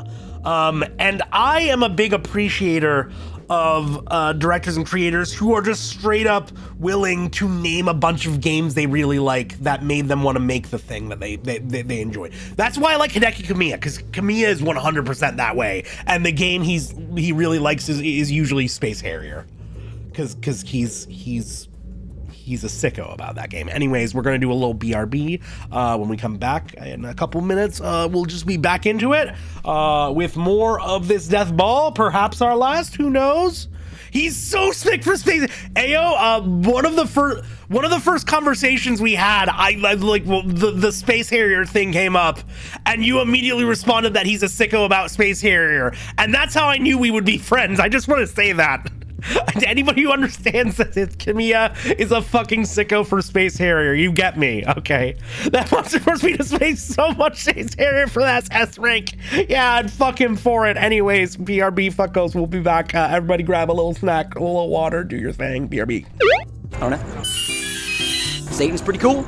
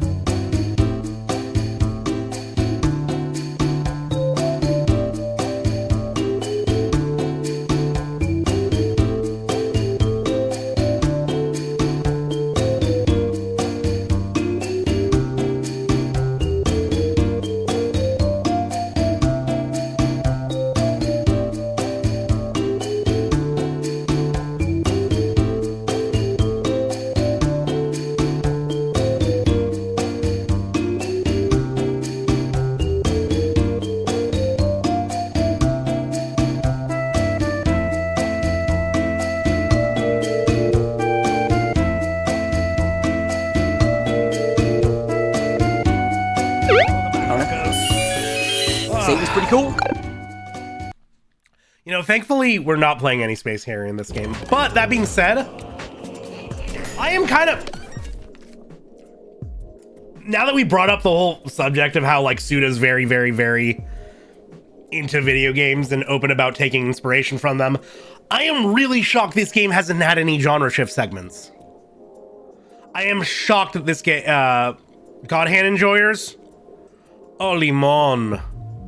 Oh, Limon, I need you to open up my YouTube real quick. There's a video there for you. There's a video there for you. Enjoyer don't even begin to cover it. Oh yeah, thank you, because yeah, my oh yeah, I'm in the darkness. Yeah, because my Stream Deck needs a quick fix-in on its Twitch connection after this stream.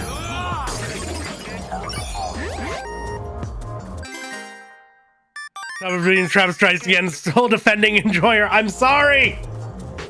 I just wish this game had some genre shifts. I think that would be cool. I think it would really fit. Like I wasn't too into the drag racing for Golden GP, but like it fit. Like it makes sense for this game to have like little. I would love to do like a shmup segment or a little 2D fighter or beat 'em up.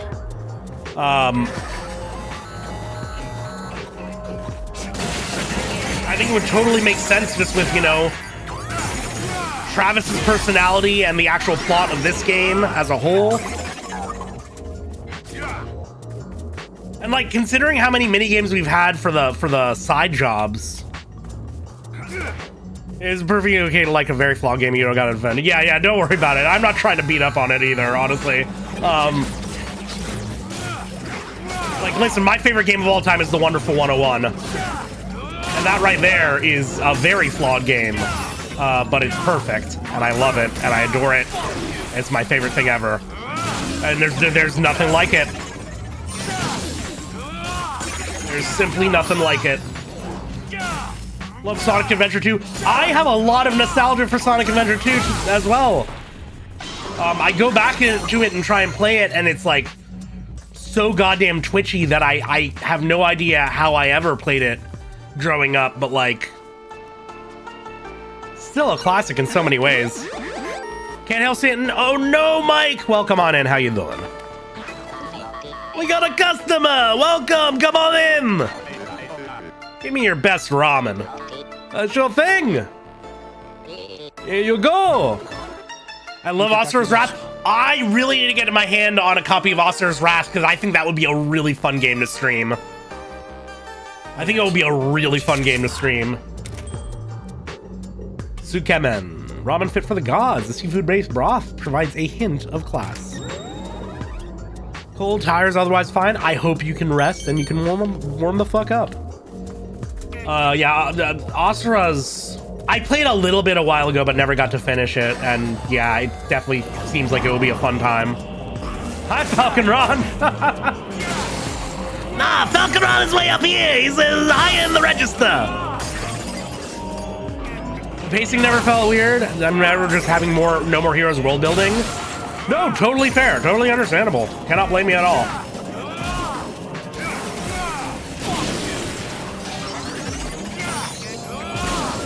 For me, it's more like the game is not giving me a lot of what I really enjoyed about the older No More Heroes games, which wasn't even necessarily the gameplay. I thought the gameplay was like functional, but like usually not very deep. Well, what I really appreciate in No More Heroes 1 and 2 for, especially 2, is being a funny little roller coaster.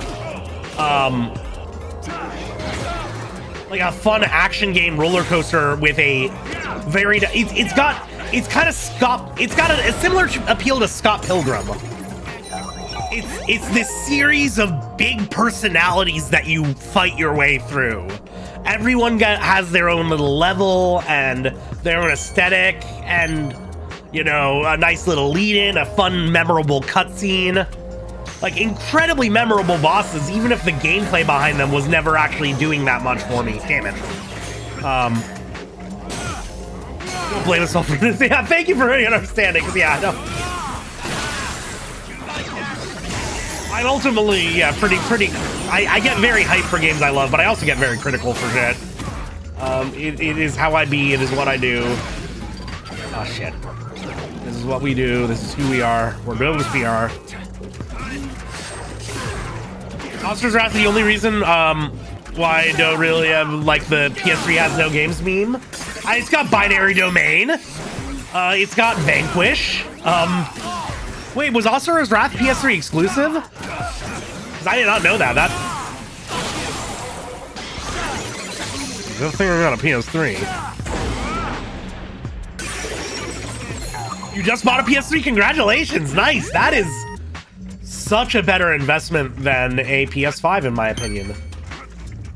I was talking with friends the other day. I honestly think if somebody straight up bought me a PS5, I would refuse it. I don't have space for that in my apartment. And it has virtually nothing I want to play. Like...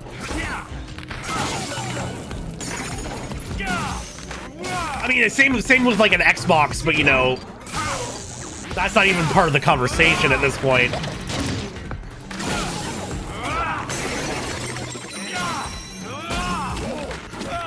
I'm looking at PS3s on Craigslist. There was one PS3 sold $40. Oh, they didn't respond. That sucks, God. Oh, damn it. Politely accepting the medium. Yes, yeah, I mean, resell. Resell is obviously an option. But yeah, like, what does it even have?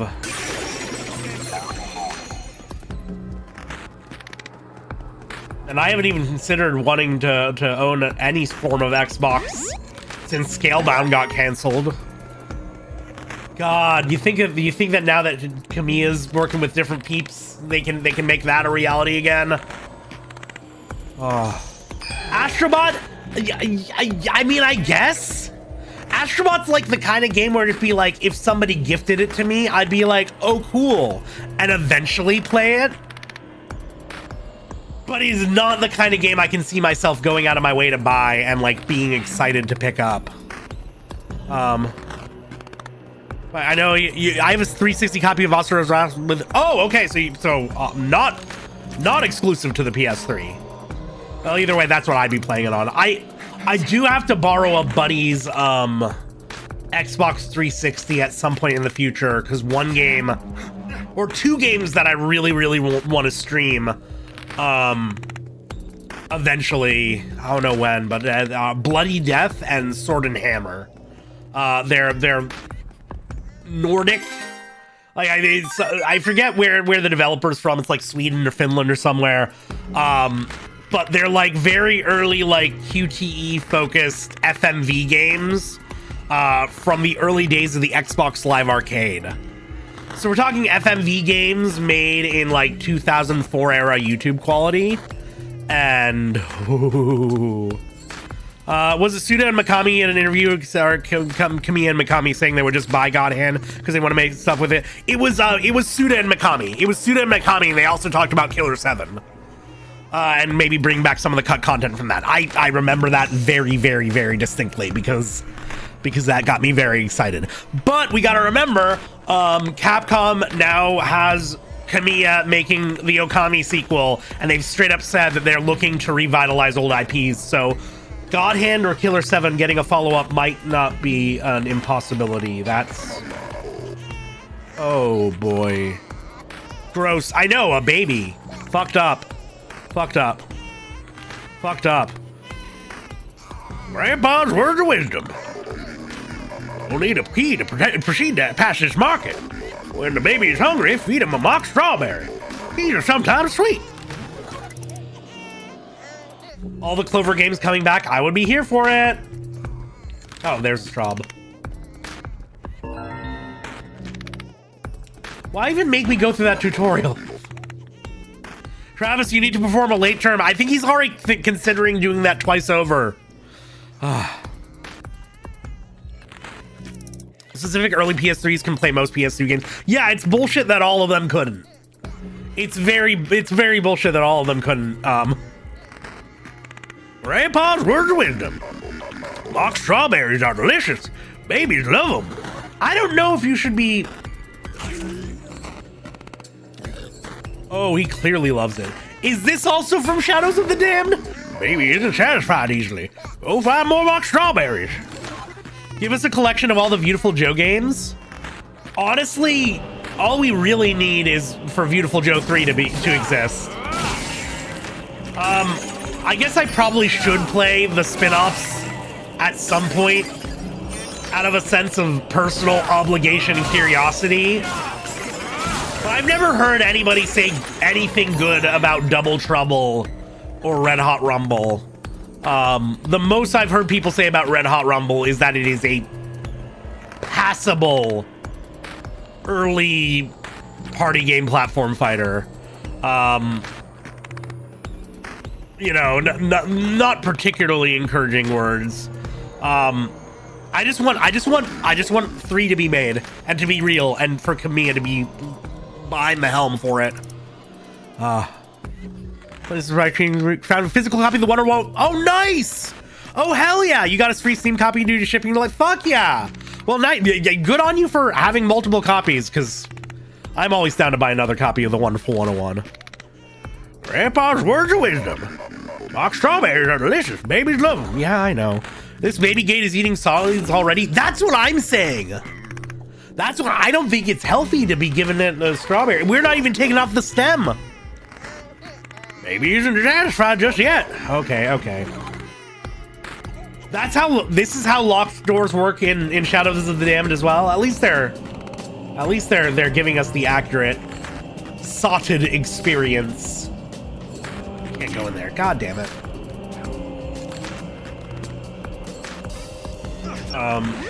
Yeah, I know I'm taking damage, but also I need to heal. Oh, this is annoying.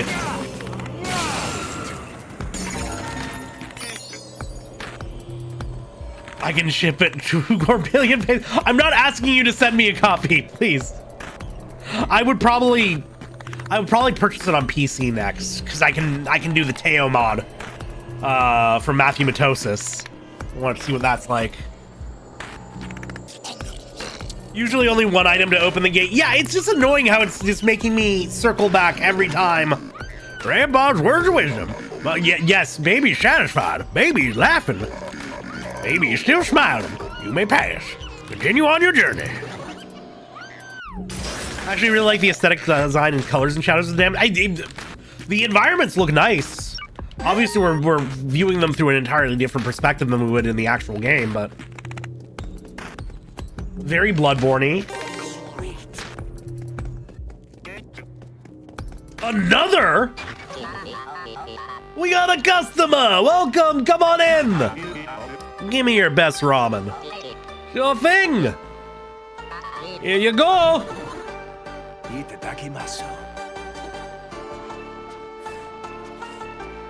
Thank you, Bug-Jiro. Jiro-style ramen. The heavyweight champ. King of pork-based ramen. Wait, Jiro-style ramen from Bug-Jiro. So maybe this is our final ramen.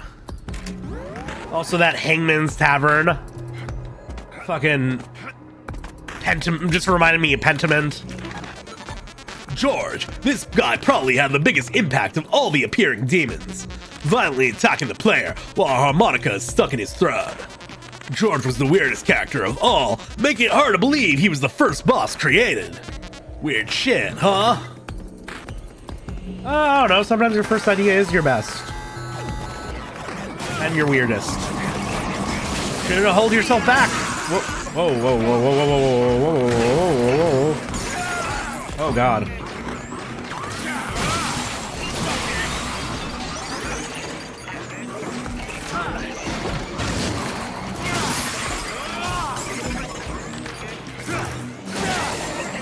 So the shadows for firm. Yeah, I know, right?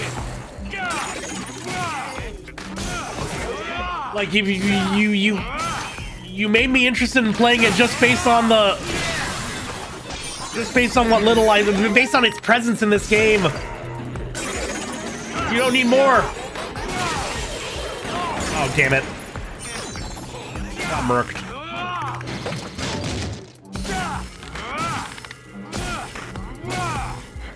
Wait long enough, we can. Yeah, I can guarantee you, I'm gonna forget most of what happened in this level of this game.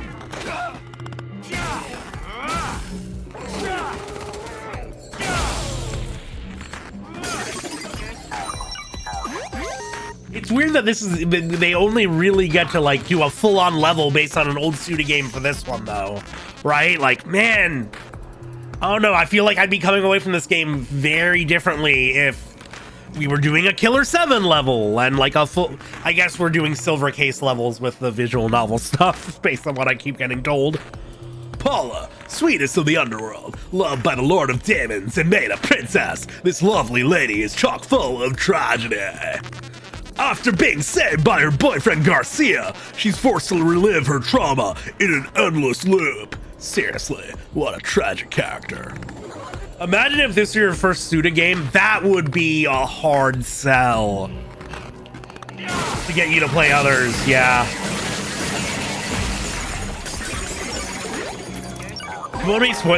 They're not holding back.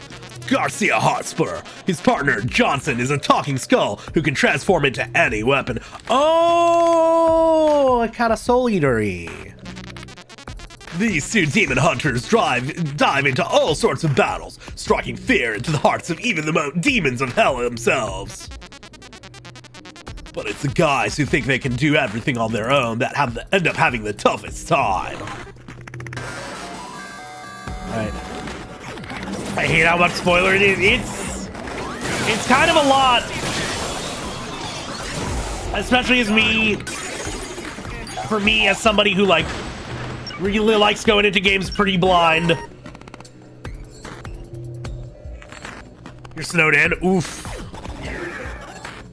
Yeah, no, it's been hella snowing here lately too. I'm just happy that it hasn't fucked with my internet all that much in the grand scheme of things. Who knows? Maybe I just jinxed it by saying anything at all. We'll find out. Killer 7 Death Ball was counted to the Killer 7 units to get that tiny bit of lore. You need to play this mid-ass fuck game. Honestly.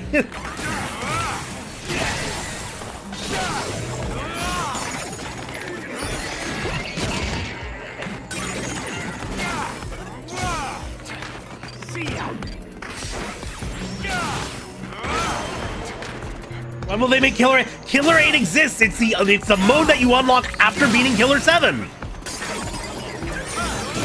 We're waiting on Killer 9. I want to see fucking Overdrive Masked the Smith take on a billion Heaven Tears in Madison Square Garden. Killer 9 also exists. Wait. What? Oh. Cool door. You gotta jump to K-10. It's the bonus mode. There's a bonus mode? Wait, actually? I had no idea. Killer 10 is also already a thing. At a certain point, I can't keep believing chat. All right, this looks... I'm assuming we're bossing it now.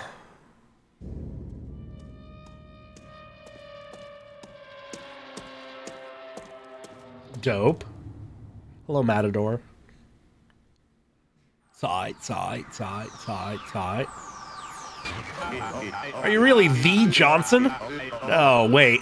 You got a different name now. 8 Hearts. You know my name. Who are you? A gamer. And a huge damned fan. How many playthroughs? Just 3, but not being able to carry over weapons was always frustrating. It's meant to set you back to basics. Well, I'm not mad at that or anything. I always assumed there were probably memory issues and stuff. Whenever it gets a new port, I just hope you're able to carry weapons over to the next playthrough. That's all. Yeah, I'll let the right people know. All right. That's enough small talk. I just can't get over this. It's such an honor to be able to go up against the Johnson. The only one whom I've ever lost to is Garcia. Always has been. Always will be. Man, you're awesome. But I'm not going to hold back. It's time for the legend to sleep. I hate the word legend. You do too. Right, Travis? Yeah, I can't stand it either. Okay, Johnson, let's do this. I'll take everything you've got. Bring it on, Travis.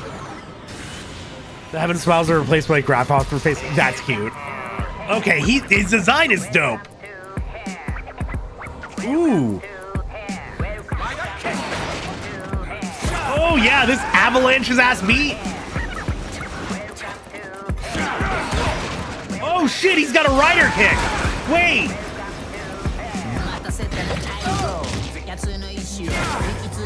Wait, this kind of goes hard. Man, Suda cooked with this.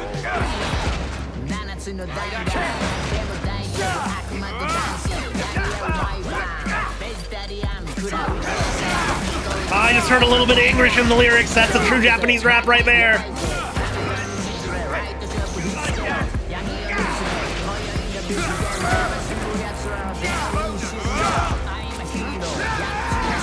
Oh shit, I missed.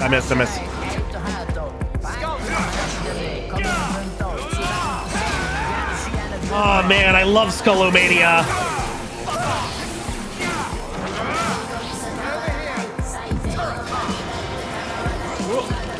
Oh shit, okay.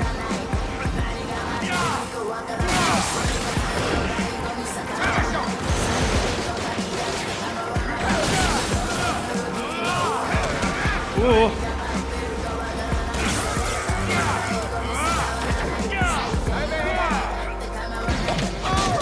Oh!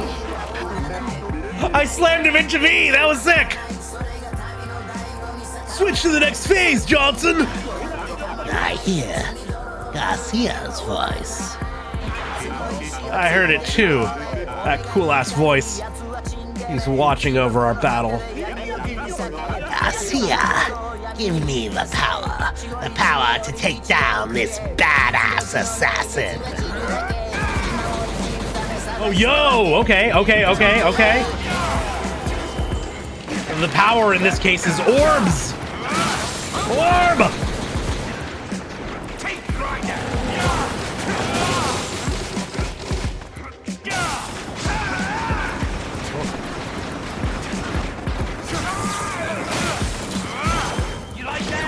Oh, did I get him? I don't think I got him. Yeah, I didn't get him.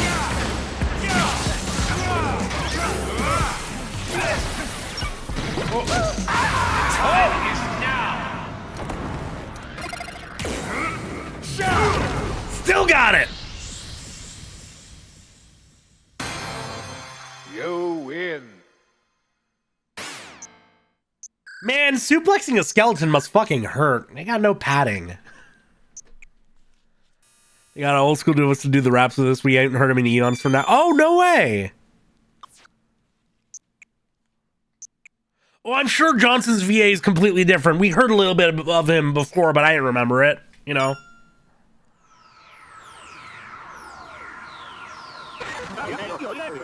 I'm sorry, Garcia, for being such a weak partner. You're the greatest partner ever. Hey, Garcia, let's continue our journey together. I can't do it alone. What's up, Johnson? That's not like you. I miss you, Garcia. Let's fire up that big boner again. Oh, it's one of those games, huh? That's impossible, Johnson. I've been sent to the fourth dimension. I'm in the deepest depths of prison. Where are you? I'll go save you. No, you'll be killed too. This place is the true hell. Don't give up, Garcia. Hey, assassin. Take good care of my partner.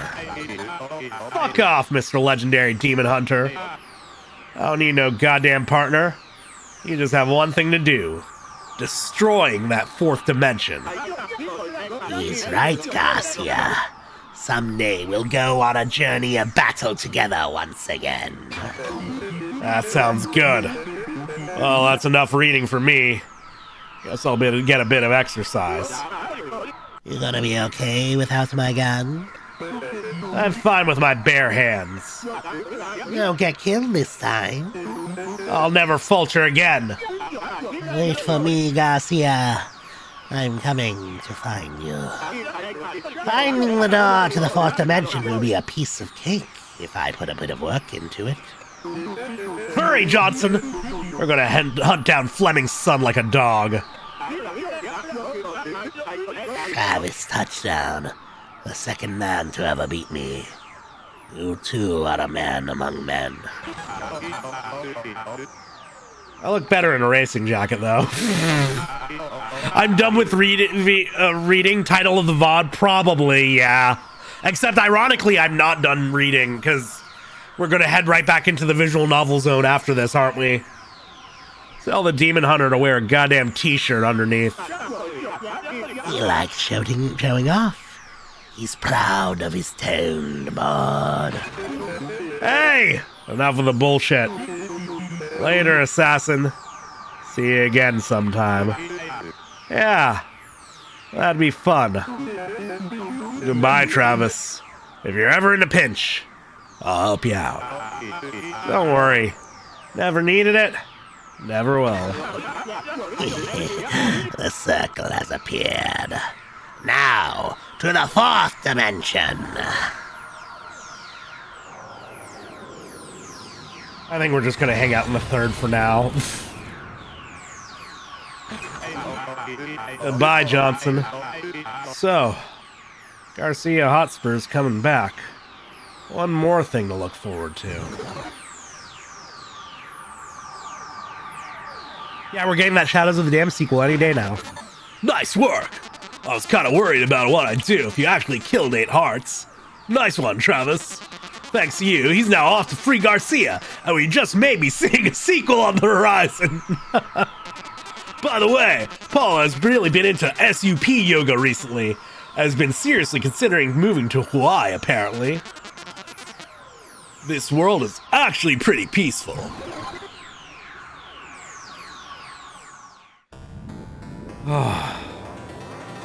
That's the VOD title? I don't know. We got some good options. But, more importantly, crossbow chip. Hell yeah.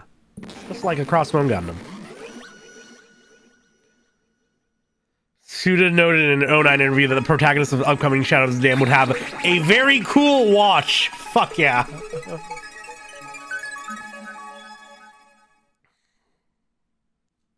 Travis has half the world behind his back, never going to use the help. Yeah, except somehow, like, half the people he needs to interact with haven't heard of him for being a world-famous assassin. They just remember him from Unreal Tournament. What the hell is going on? I booted up Serious Moonlight, but the sequel to Damned popped up. What the hell? Johnson was 8 hearts? And Garcia popped up at the end, too. I don't even know where to start explaining all of this, but I ran backwards through that crazy-ass Demon World city. At the very least, there weren't any messed-up monsters and weirdos I could never be friends with. I'd finally collected the 6 death balls. As for what would happen next, I had no idea what to expect. I didn't really give a shit whether Badman's broke-ass daughter came back to life or not. But one thing was for sure. These death balls were basically Dr. Juvenile's very soul itself. To be honest, I did admit that I did feel like something was about to go down. And then, something did actually happen. Forgot about the hairy shirt. Yeah, Travis definitely did not play Disco Elysium.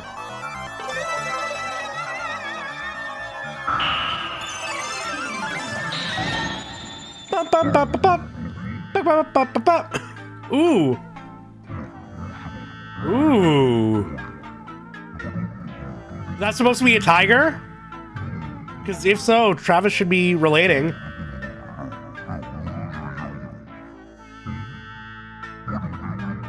There's a fake ball mixed in. Aha! Go figure. Tiger's eye.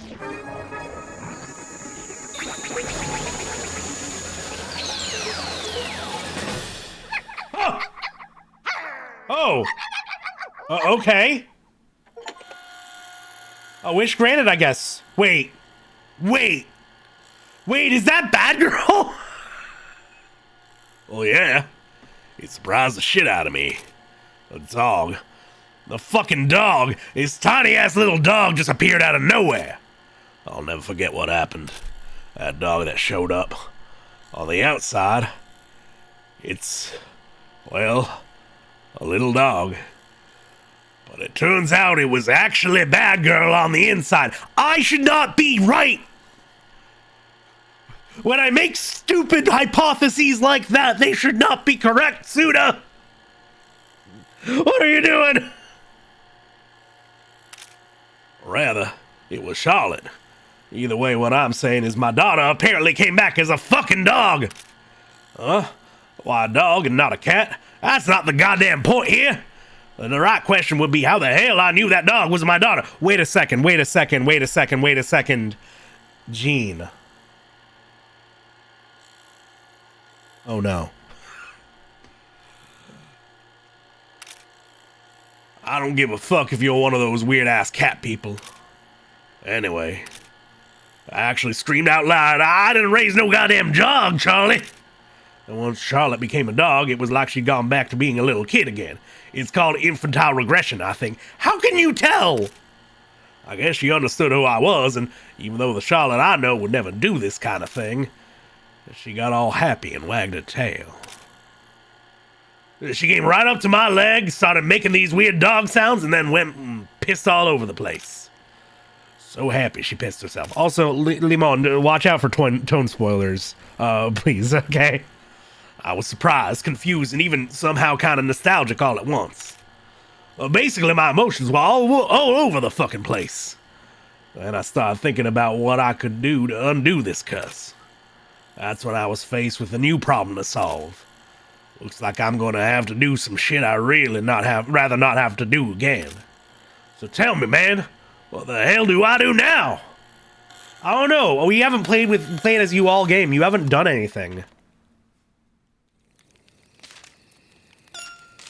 I'm cautiously vague. Yeah, but you're already telling me that something with Jean is going to happen in No More Heroes 3. That's already more than I want to know. Oh god, we got a fax from Jean. And Travis Strikes Back. Congrats on the new puppy. Yeah, wait, is she around?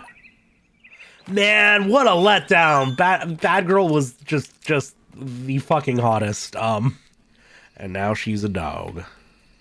Oh. No way. Oh, you're gonna make me do it. You're gonna make me play the most important video. Make me play the most important video. Oh boy. Wait 1 second. Bad dog, you have no bad dog anywhere. Okay? Bad dog anywhere.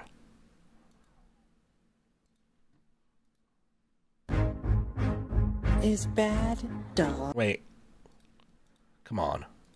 Show up. What? Nope. Sorry, I was wrong window. That's the thing I'm typing up for something else. All right. There we go. Wait, it's not showing up? Why you disappearing on me like that? What the fuck? Yeah, it's not a script. It's barely a script. It's for a little goodbye video to TikTok, just saying, hey TikTok, you're becoming, you're leaving my country, and also I'm giving up on you anyway because I've been shadow banned for nearly a year now. God damn it. Let me.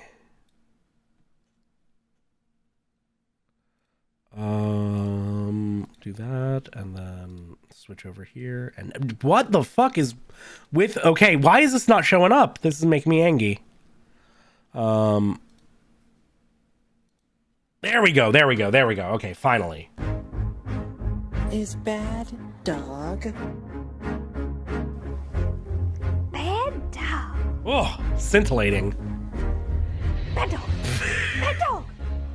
Bad dog.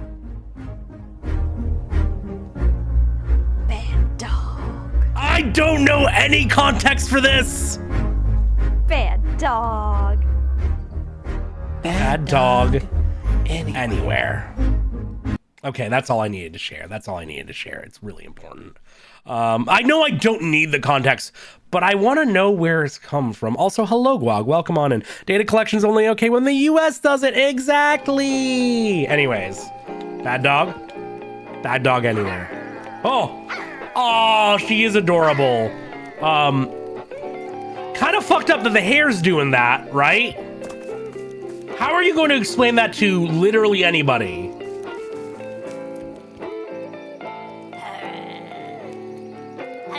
You cannot take this dog anywhere. Funny. Why are her eyes like... Her eyes are extremely anime. Anyways, Jean. I've taken many trips and traveled to all sorts of places. I'm currently in a back alley just past a large fountain. I'm shivering from the cold. I'm tired of traveling. Please come for me quickly. This is theoretically our last John or Jean. Wait, let me Jean locations. Thanks again. I had a tab open last time around. Okay, toilet number 3, maze of kiosks. Oh, I gotta do the strawberry thing again. Oh, that's annoying. Okay. The reincarnation system in this world is wild. Yeah, just a little. Okay, we're gonna do this. We're gonna knock this shit out. It's game time. Because I want to see what I get for all the gene recoveries.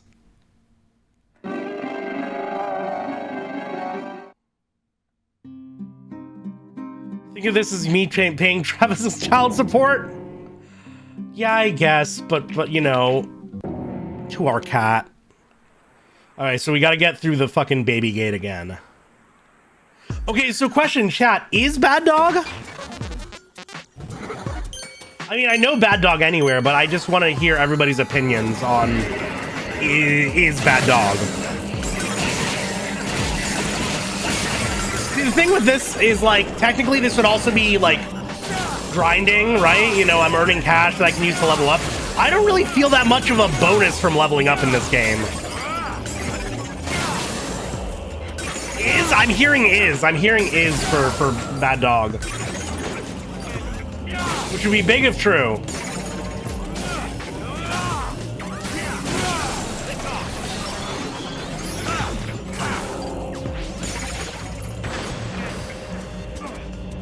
Oh, where's you?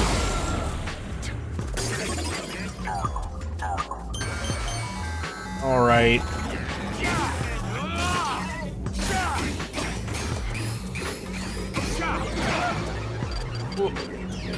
Oh, I already used it. Never mind. Oh, let me. Always a factor. I'm really interested in what No More Heroes 3 is going to be. If it's going to require this much context. Because there's so many things that are being kind of proposed and hinted towards in this game that would have massive and potentially really cool and interesting implications. Theoretically, there's an army of Travis clones out there somewhere. Created by us doing this. And maybe we're going to deal with that by the end of this game, but who knows?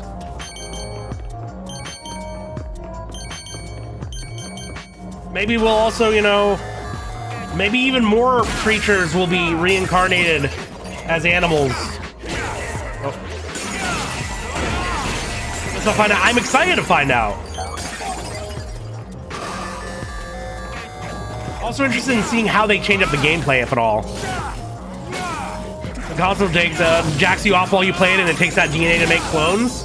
Okay, If that were the case, then this console would have never fucking failed, right?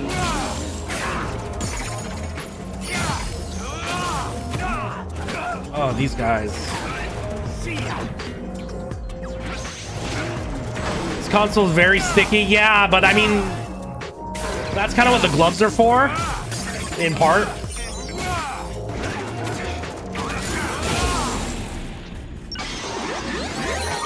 It's still a prototype, but it's a prototype that, you know, got far enough along in the development process to, like, you know, get a whole ass like a lot of media coverage, a lot of like hype cycles for various games that were going to be released on it. Though who knows, maybe Death Drive rumors were just the Switch 2 rumors of their day. Inescapable. It has more games on the PS5 and it's still... That is very true. Oh, wait. Wait, does using my little Tiger Strike... No. Does that disable my skills? Why do my skills go red like this sometimes and become unusable? I don't understand what triggers that.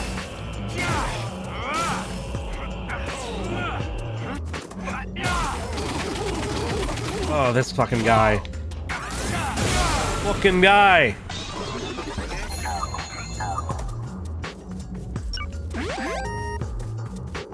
Alright. Is it up here? Oh, it is. Yeah, with the no button beam. That's why I keep feeling like it's happening. Oh, damn it. Yeah, he got away.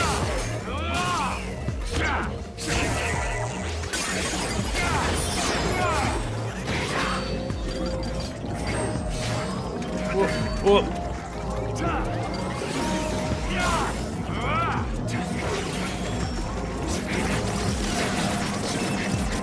That's hits them all. That's nice. That's nice, at least. Oh.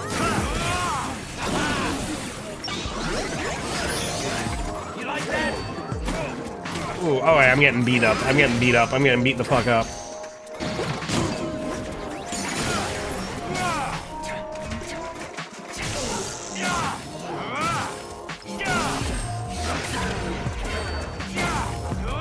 I'm interested in seeing how, you know, 3 changes up the gameplay.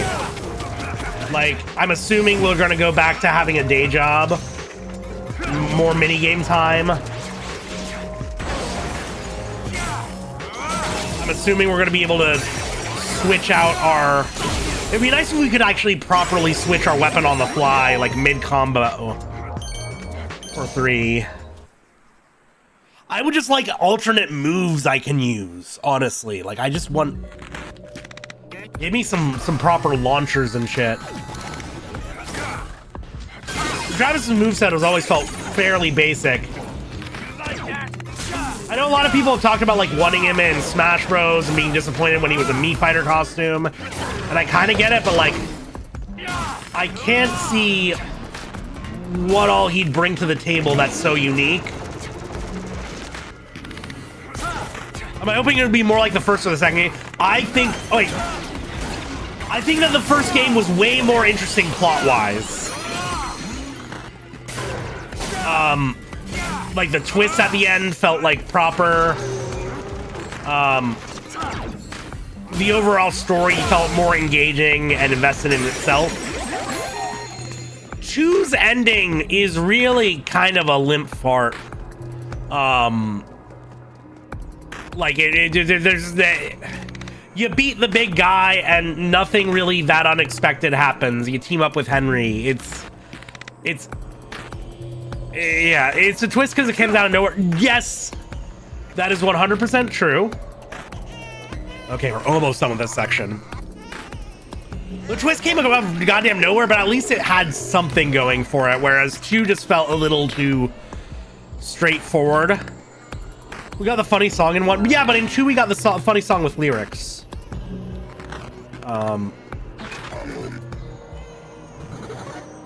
which they didn't bring back later in the game, which I was disappointed at. I hope it's more like 2 in terms of gameplay, though. 2 is a lot better paced and just feels better to play overall, and actually has like a few, you know, alternate special moves that you can do and whatnot. Like the step forward attack was cool. I liked that. And I would love to see more shit like that in 3. Hopefully be the best of both worlds, and hopefully. No guarantees though, obviously. 2 wasn't directed by Suda. I definitely saw otherwise. I've definitely seen people say otherwise. Well, are all Travis games this surreal? But by Travis, you mean No More Heroes? Because no. It's definitely a little bit higher on the surreal scale than other ones I've played.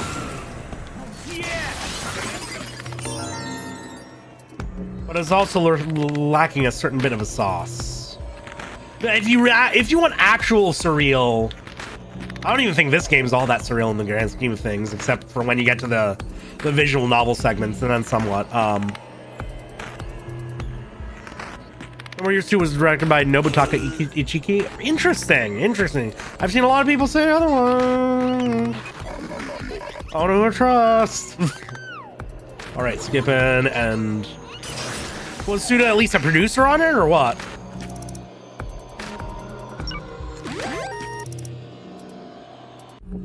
It definitely felt like he still had a hand in it in terms of at least like enemy designs and whatnot, or like boss design. Okay, let me open up this tab.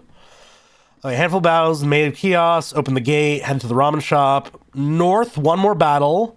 Northwest, okay. Cool. Got that Jiro style going again.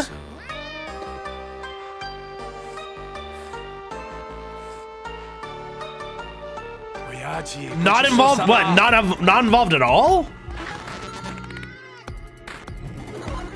Interesting. Oh, I see her. Damn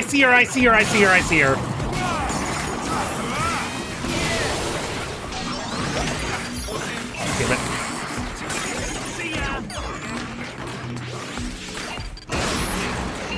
Oh, a non-executive director and not involved are very different, right? Like, Kamiya has still been an executive producer on several games that he has not directed. Namely sequels to games he has.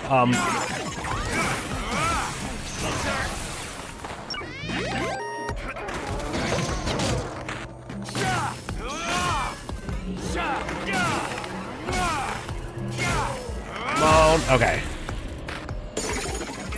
Gene! Yes! Hey! We got a chip. Okay. We got a chip for that.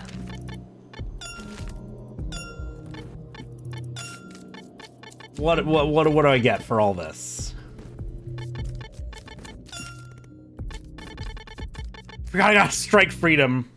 Ooh, orbital laser. Fuck yeah. There's a No More Heroes 1.5. I'm not aware. Oh shit! Invisible. Okay. Oh, that's actually cool. Travis. Oh, ooh. Ooh, okay.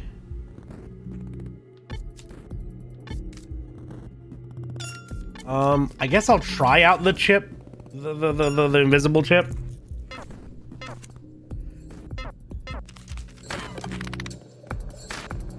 We'll try it out, and then we'll head back to the trailer. No More Heroes, Heroes Paradise? I've heard the name, I don't know anything about it. What it is or what the deal with it is at all or anything. Also, if No More Heroes 1.5 is a recap thingy, then theoretically I shouldn't need it, right? And if it is a 1.5, then I should be worrying about it between 1 and 2 anyway, so... It's a remake of one with a few No More Heroes 2 bosses. Okay, so not worth indulging in necessarily. Is Bad Dog? Bad Dog. Bad Dog anywhere. I do like that they gave her the dress. It's very cute. I too want to pet that dog. I don't think it would go so well for either of us.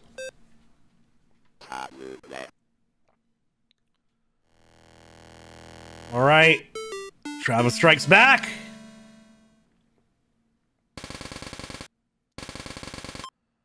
Quark Gluon Plasma.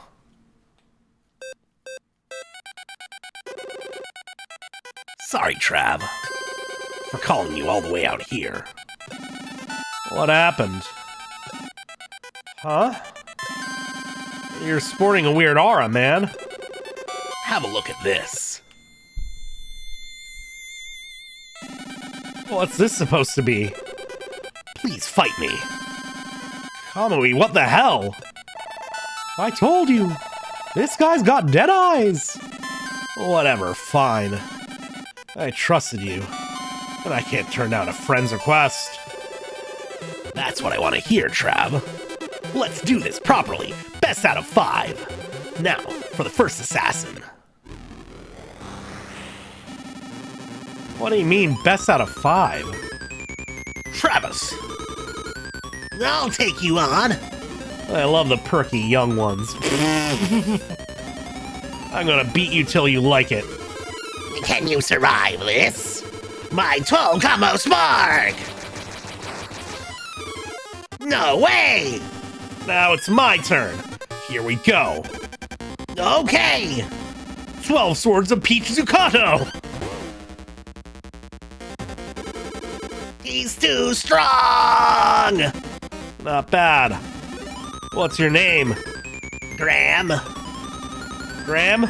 Live straight, buddy. Look at me. I am darkness.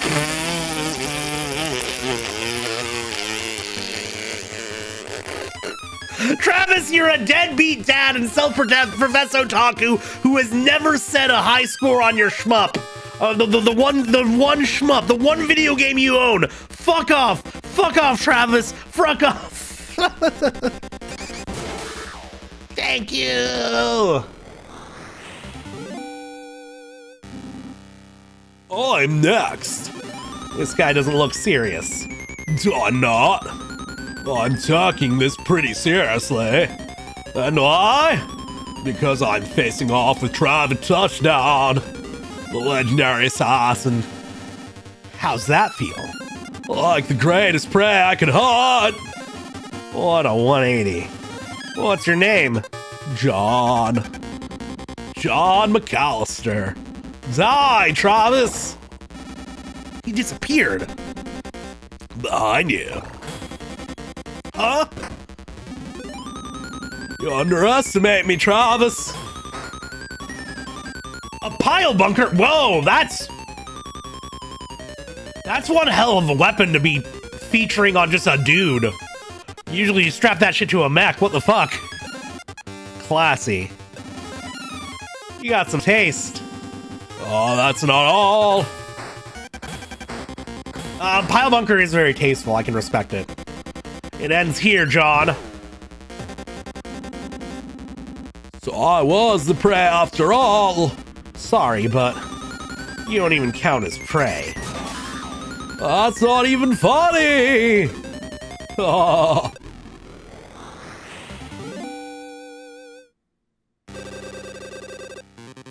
I humbly pray for victory. Next up is Samurai, huh? I'm known as Kinryu Hiroshi. Nothing but a nameless samurai. You must be Travis Touchdown. I was here eating a burger. Is that so? A pale, round-eye assassin. How absurd. But that aside, we as warriors shall battle fairly.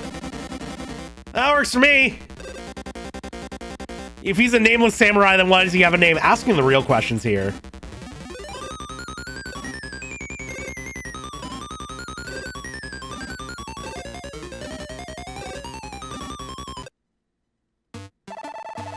Let me explain what's happening. Oh no! Oh no, not the Kurosawa stare down! Neither one of them will drop their guard, so no one's been able to attack yet.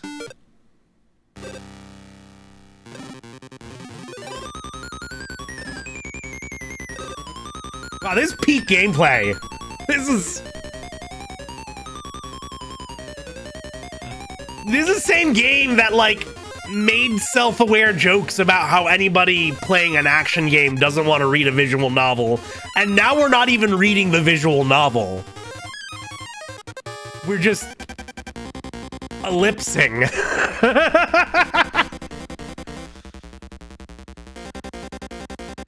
Guag, if you're that confused, you're probably going to have to just... The VODs channel exists for a reason. Hi! Huh. Your blade shows no hesitation. Impressive. You're tough. Yeah! I failed. Kinryu Hiroshi. Hail Satan, Cece, how you doing? Welcome on in. I can never beat you again. Thank you for that. I was half expecting them to keep going with the ellipses. What the fuck?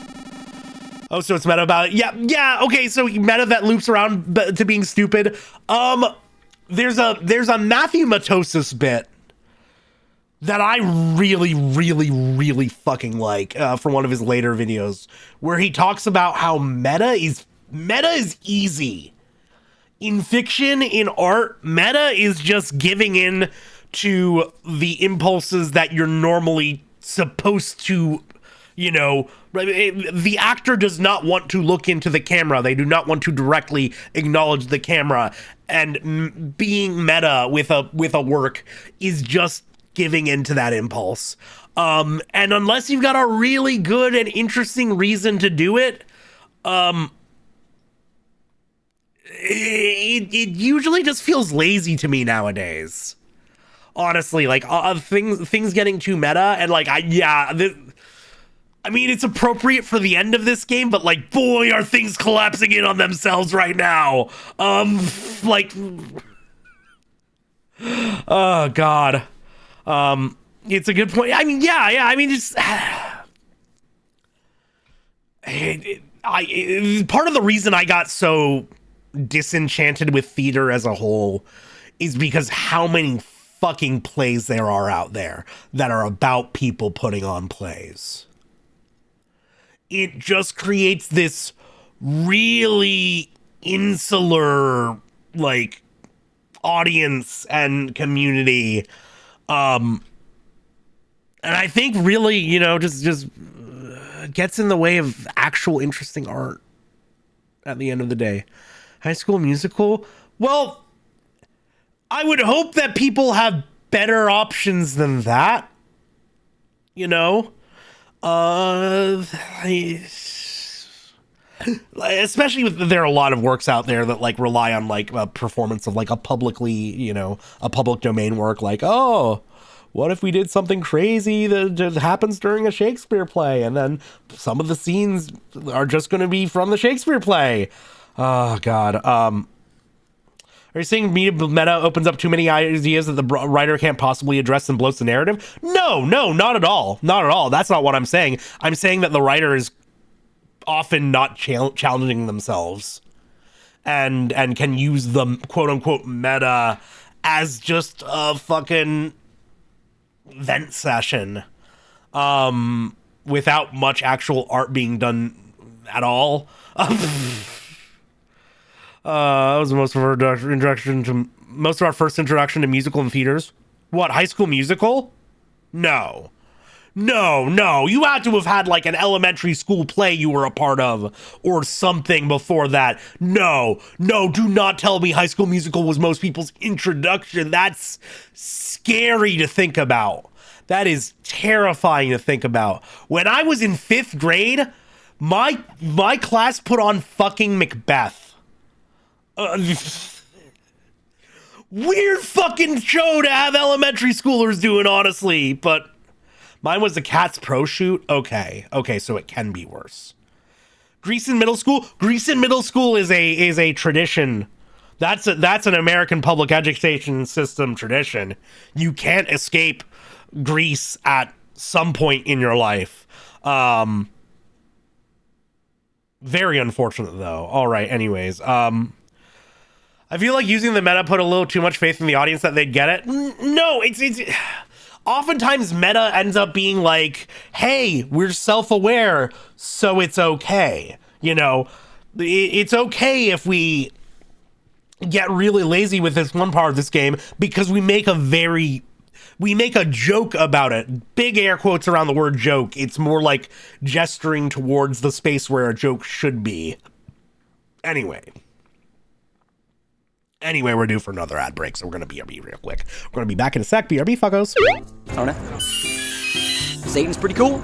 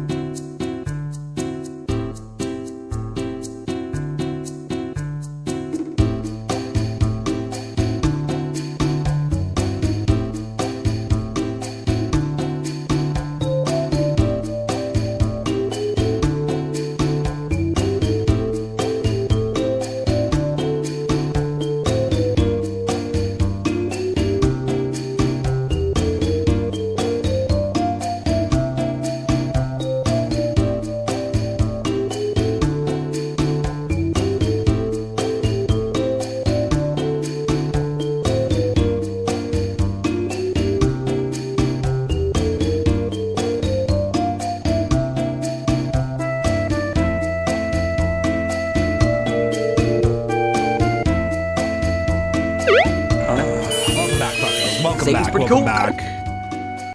Oh man, this visual novel continues. At least this game is not cursed. It's just I wouldn't go as far as to say this game is bad. It definitely doesn't live up to the hype of the previous No More Heroes games though, right? I don't think it gets up to that level necessarily. And even look at the screen right now, I'm going to be honest with you. I'm going to get pedantic for a second. To win the match, but to lose the battle. First of all, how? You killed that dude. I think you fucking won. You won. Like, you won hard. You won super hard, dude. Like, what are you talking about? He dropped his guard and you killed him. But also, win the match and lose the battle. That's not a phrase. It's win the battle but lose the war.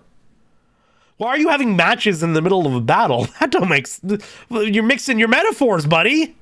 You could have said I won the game but lost the set. Oh, I thought he left. What? Oh, maybe he did. I don't fucking know, man. I don't fucking know. We're in the middle of a boss rush, but it's a visual novel boss rush, which is just a really, really interesting choice for Suda51 to engage in, but all right. Okay, number 4. Extreme peaks and valleys, but ultimately lukewarm. That's what I'm getting, Jay. That's what I'm getting, Jay. Absolutely. Hello. Welcome on in, dude. Hello. Like, don't get me wrong, this game is fascinating, and not all of that is because of, you know, it being a really interesting piece of art, but just because, obviously, production for this game was an entire fuck. But yeah, no, the peaks and the valleys are ridiculous, but it very much evens out to a mid-experience, but, like, there's a lot of interesting shit both under the hood and around the peripheries of this game.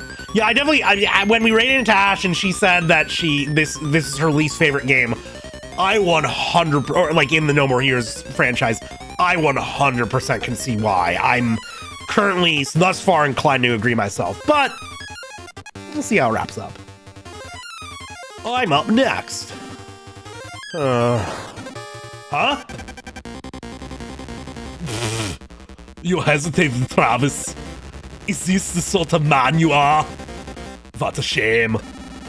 We're not done yet, but I shot right through you. Are you a zombie? You shot me in the hair, dickhead. Finally, get some work out of that pompadour. You've got guts insulting me like that. Can you only attack with that mouth? No more sneak attacks. Shoot me for real.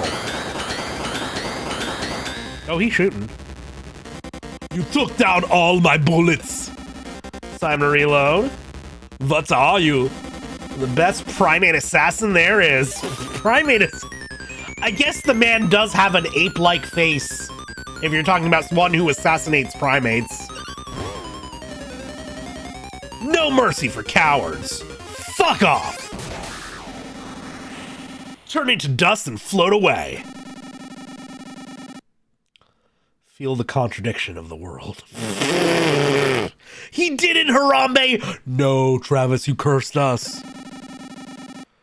That will be your atonement. A guy looking like a Gogol 13 villain, you're right. Also, I thought it was best of 5. Oh, and now, well, we've beaten 4 of them, so that should count. That should work, right? Nothing but aces, Trav. Are you my last opponent? Begin any time. I'll put the final death ball here. If you beat me, it's yours. Okay. Don't mind if I do. I mean, great music for the fight that we don't get to see or even hear described. Hey, Trav. What? Don't talk to me while we're fighting. This is the final climax. Battle conversation is sort of a prerequisite. Prerequisite? Schmerequisite. You're pretty tough. A bit, yes. I'm called the Angel of Absolute Zero. You may want to rethink that nickname, man. You're tough yourself, Trav. Too tough.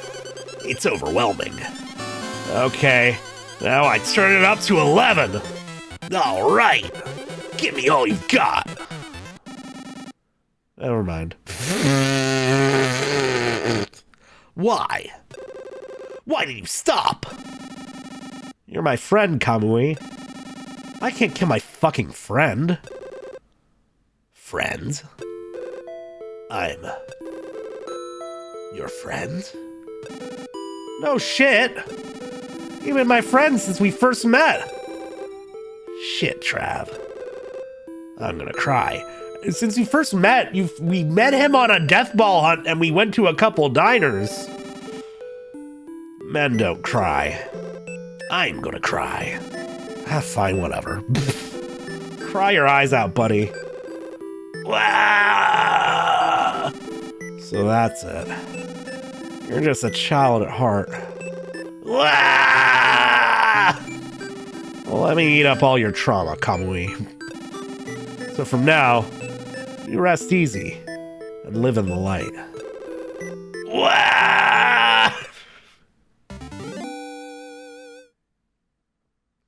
Yeah, very Wario pilled. This won't work. It's badly deteriorated. It won't load like this. Is there another way to load it? Yeah. You're in for a long trip, though. You don't mean the legendary Death Ball technician? Bingo, Kamui.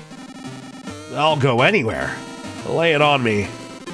The northeast edge of New England. Portland. Alright, we're gonna pick up some nice organic kombucha. We're gonna join a polycule. That was far. 10 hours at 200 miles per hour. Even my little accident dried up. Gene, did you piss yourself? You went to the bathroom a lot. More importantly, let's hurry. We have to find the Death Ball technician.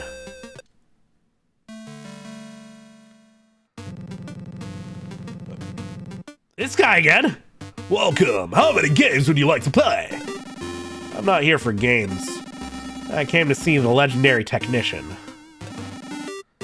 Where is he? If you are gonna play, I have nothing to say to you. If you play, that's a different story. Are you fucking with me? We aren't children. Where will threats get us? One game, please. Of course. Come back here once you're done. Let's talk later.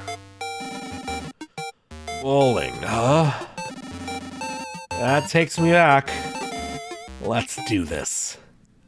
Yeah, everybody sees that guy and says Max Headroom, apparently. Old Pharaoh. Is that where we're at? Okay. 250 points! You're really something.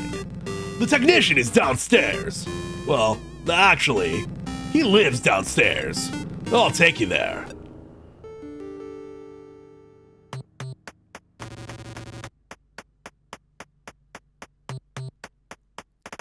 Very chill music, huh? I heard from Yak.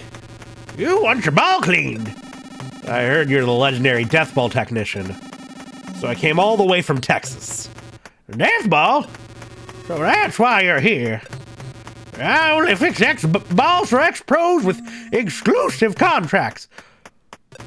I only make balls for real bowlers. But death balls are a different story. That girl's passion surpassed even mine. You mean Juvenile? Yeah, that was her name. To think that I'd be making balls. For video games, bowling arch nemesis. The times sure are honestly cruel. Well, I guess now that I think about it, the arcade would have presented an immediate existential threat to bowling alleys when they initially became a thing, right? I can't even begin to tell you where the nearest bowling alley is to me. Then again, I couldn't tell you where the nearest arcade is either. There's a barcade somewhat near me. I don't know how much that counts. Arcades and bowling alleys go hand in hand. Well, you put the arcade in the alley, theoretically. So I think the rest of the game is just going to be a visual novel, and I honestly kind of no, the game's been split between the in-level action-y top-down segments and then these visual novel segments. How now? The ratio is just so off for me, personally. Like, the top-down segments aren't, like, deep or mechanically interesting enough, and they aren't varied enough in terms of visuals.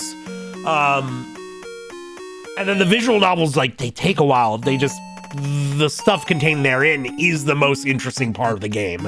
So it's, yeah, again, like the pacing's just all over the place for this fucking game. The times sure are honestly cruel. Can you fix it? Don't make me laugh. I made those damn balls. Let me see. Center of gravity's off. Give me a bit of time. I'll pick up the tab. Go have a drink upstairs. It'll be ready by the time you're drunk. Okay, I'll have a free gimlet or two. Ooh. Oh, Travis drinks a gimlet. Ooh, little limey boy. That is not what I would expect from Travis. I would expect Four Loko, straight whiskey that he has a hard time putting down, but insists on drinking neat, because he wants to look cool or tough. Or really shitty beer, like Natty Light type stuff. I could also see him drinking something with a flag in it, or an umbrella, something tropical. Travis enjoys a little fruit from time to time. The Coors, yeah. What's a gimlet? A gimlet is usually lime juice based.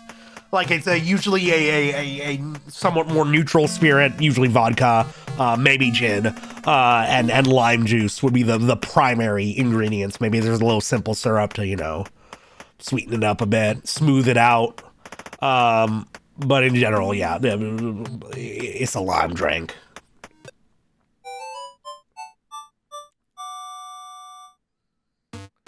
Great drinking jingle. Wake up! It's done and perfectly. Yeah, Travis is the one that they're singing about who does like pina colada, yeah. Here it is. The Aztec life given off from the death ball. So beautiful and heavenly. It's light. This is definitely a death ball. Trav. This is where we part for real. My job is now done. I hope everything works out for you. Kamui. Live in the light. The light. It's a daunting task. But I trust you, so I'll try. Take care. Goodbye, Trav. Gee, Sita, how come you gave Travis 2 boyfriends?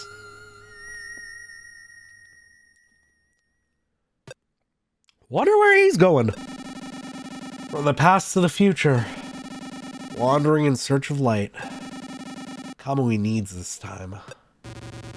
Hey, buddy! Did the death ball do that just now? Dude. You created something really special. I know. Why do you think I'm heading out down here? See ya. Thanks a lot, old man. If you see her, let her know that her daddy is doing okay. I will. Okay, so we're probably gonna see Dr. Juvenile by the time this game's over. We gotta hurry home. Let's go. Hey, Travis. That daddy. What kind of daddy did he mean? Daddy means daddy. The greatest writing Suda has ever gifted us with. Fuck. So which meaning? I guess it means she's a good daughter. I don't give a shit. Whatever. Drive carefully.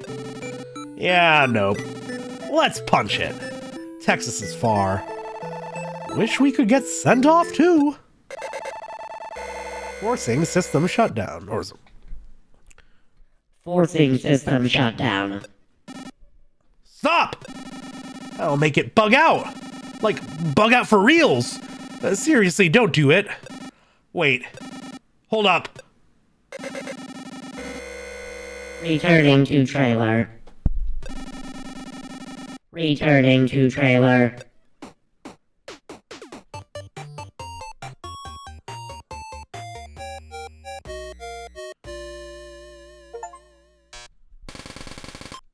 To be continued. No!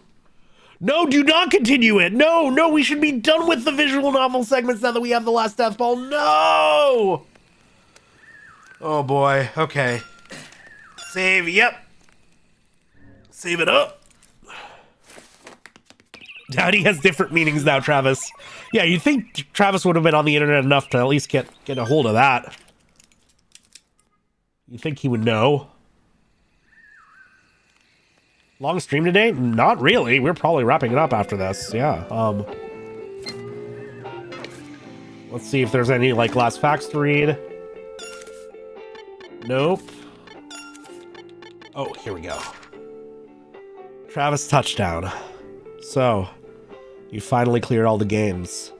The DDAA sleeping beneath CIA headquarters will soon be reset. However, we made it just under the wire. Well, I'd like to go visit you directly and discuss future strategy. The fact that you're reading this now means that I'm already dead. This is my final message, remotely set up to be sent to you automatically and in the event of my death. And the fact that I am now dead means that Juvenile is now likely completely out of control. While it is my hope that her wishes can be fulfilled, it is my own wish that she be freed from the bounds of hopelessness. It was thanks to you that we were able to time everything so well.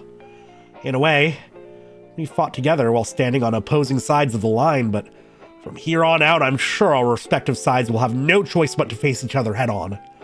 If we are able to come out on top, then great. But if we are not, then please, do whatever you possibly can to stop the DDAA's abhorrent plans for humanity. God bless America. Okay. Yeah, sure, why not? So let's just check what this last game's looking like. CIA? Central Intelligence Agency. Okay, we're just fighting the CIA. Wait, that's actually kind of badass. That makes me excited. Is anybody still around? Like, Limon, are you here? Or anybody else who, like, knows the game or is very familiar with it? I'm getting the sense that this is obviously going to be the last death ball. I'm super down to fight the CIA. Very excited to fight the CIA. But I want to give us enough time to actually properly enjoy this game's finale. So I'm thinking this is probably a good place to call it. Yeah, this very finale. Looking things up, if I do have the DLC, which I don't know if I necessarily do, it doesn't seem to be available for purchase on Steam. I think I maybe just get it for buying this game on Steam. But either way, the DLC would unlock after I beat the game anyway. So I'm assuming that we are wrapping this shit up. Presumably there's going to be the last death ball and a bit of a what's it called? Like a little visual novel segment after that. And we'll be doing that next stream. And then depending on how much time we have left at the end of that, we will do the final DLC death ball, which apparently is going to be fucking necessary for No More Heroes 3. And that's the whole reason I played this game in general. So, yeah, more importantly, we got through an entire Friday stream, and we have been going for over a week now without a single stream drop, and I'm very happy for that. We did it. I think it's safe to say now that the connection issues are finally done, and that's really exciting. That makes me really, really happy.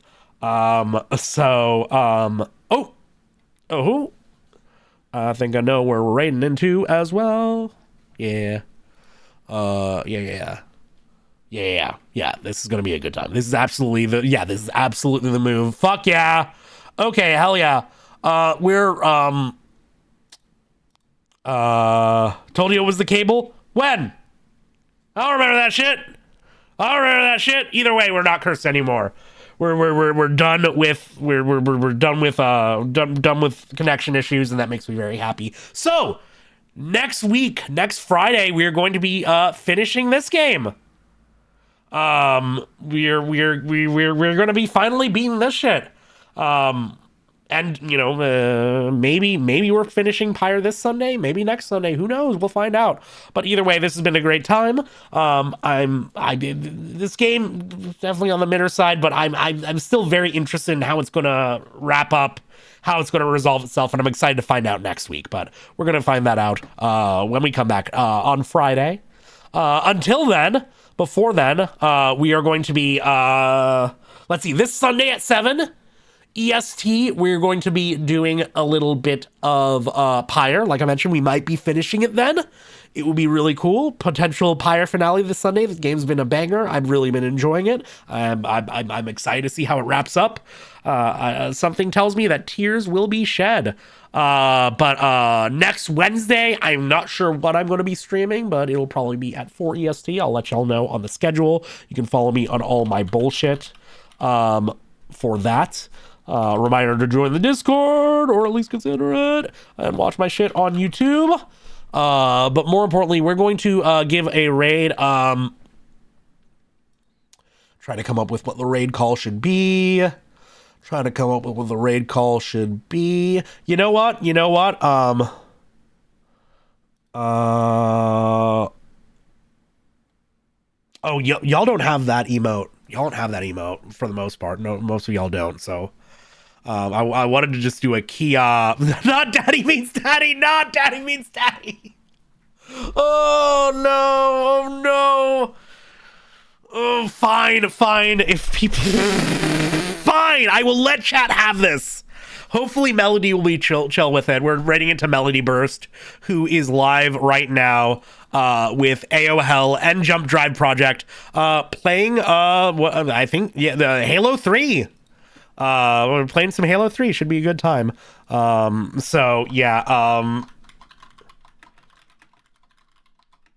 going to do it with the judgment emote, because I'm judging all of you for putting me through this. That's our raid call right there. Well, let's give Melody some love.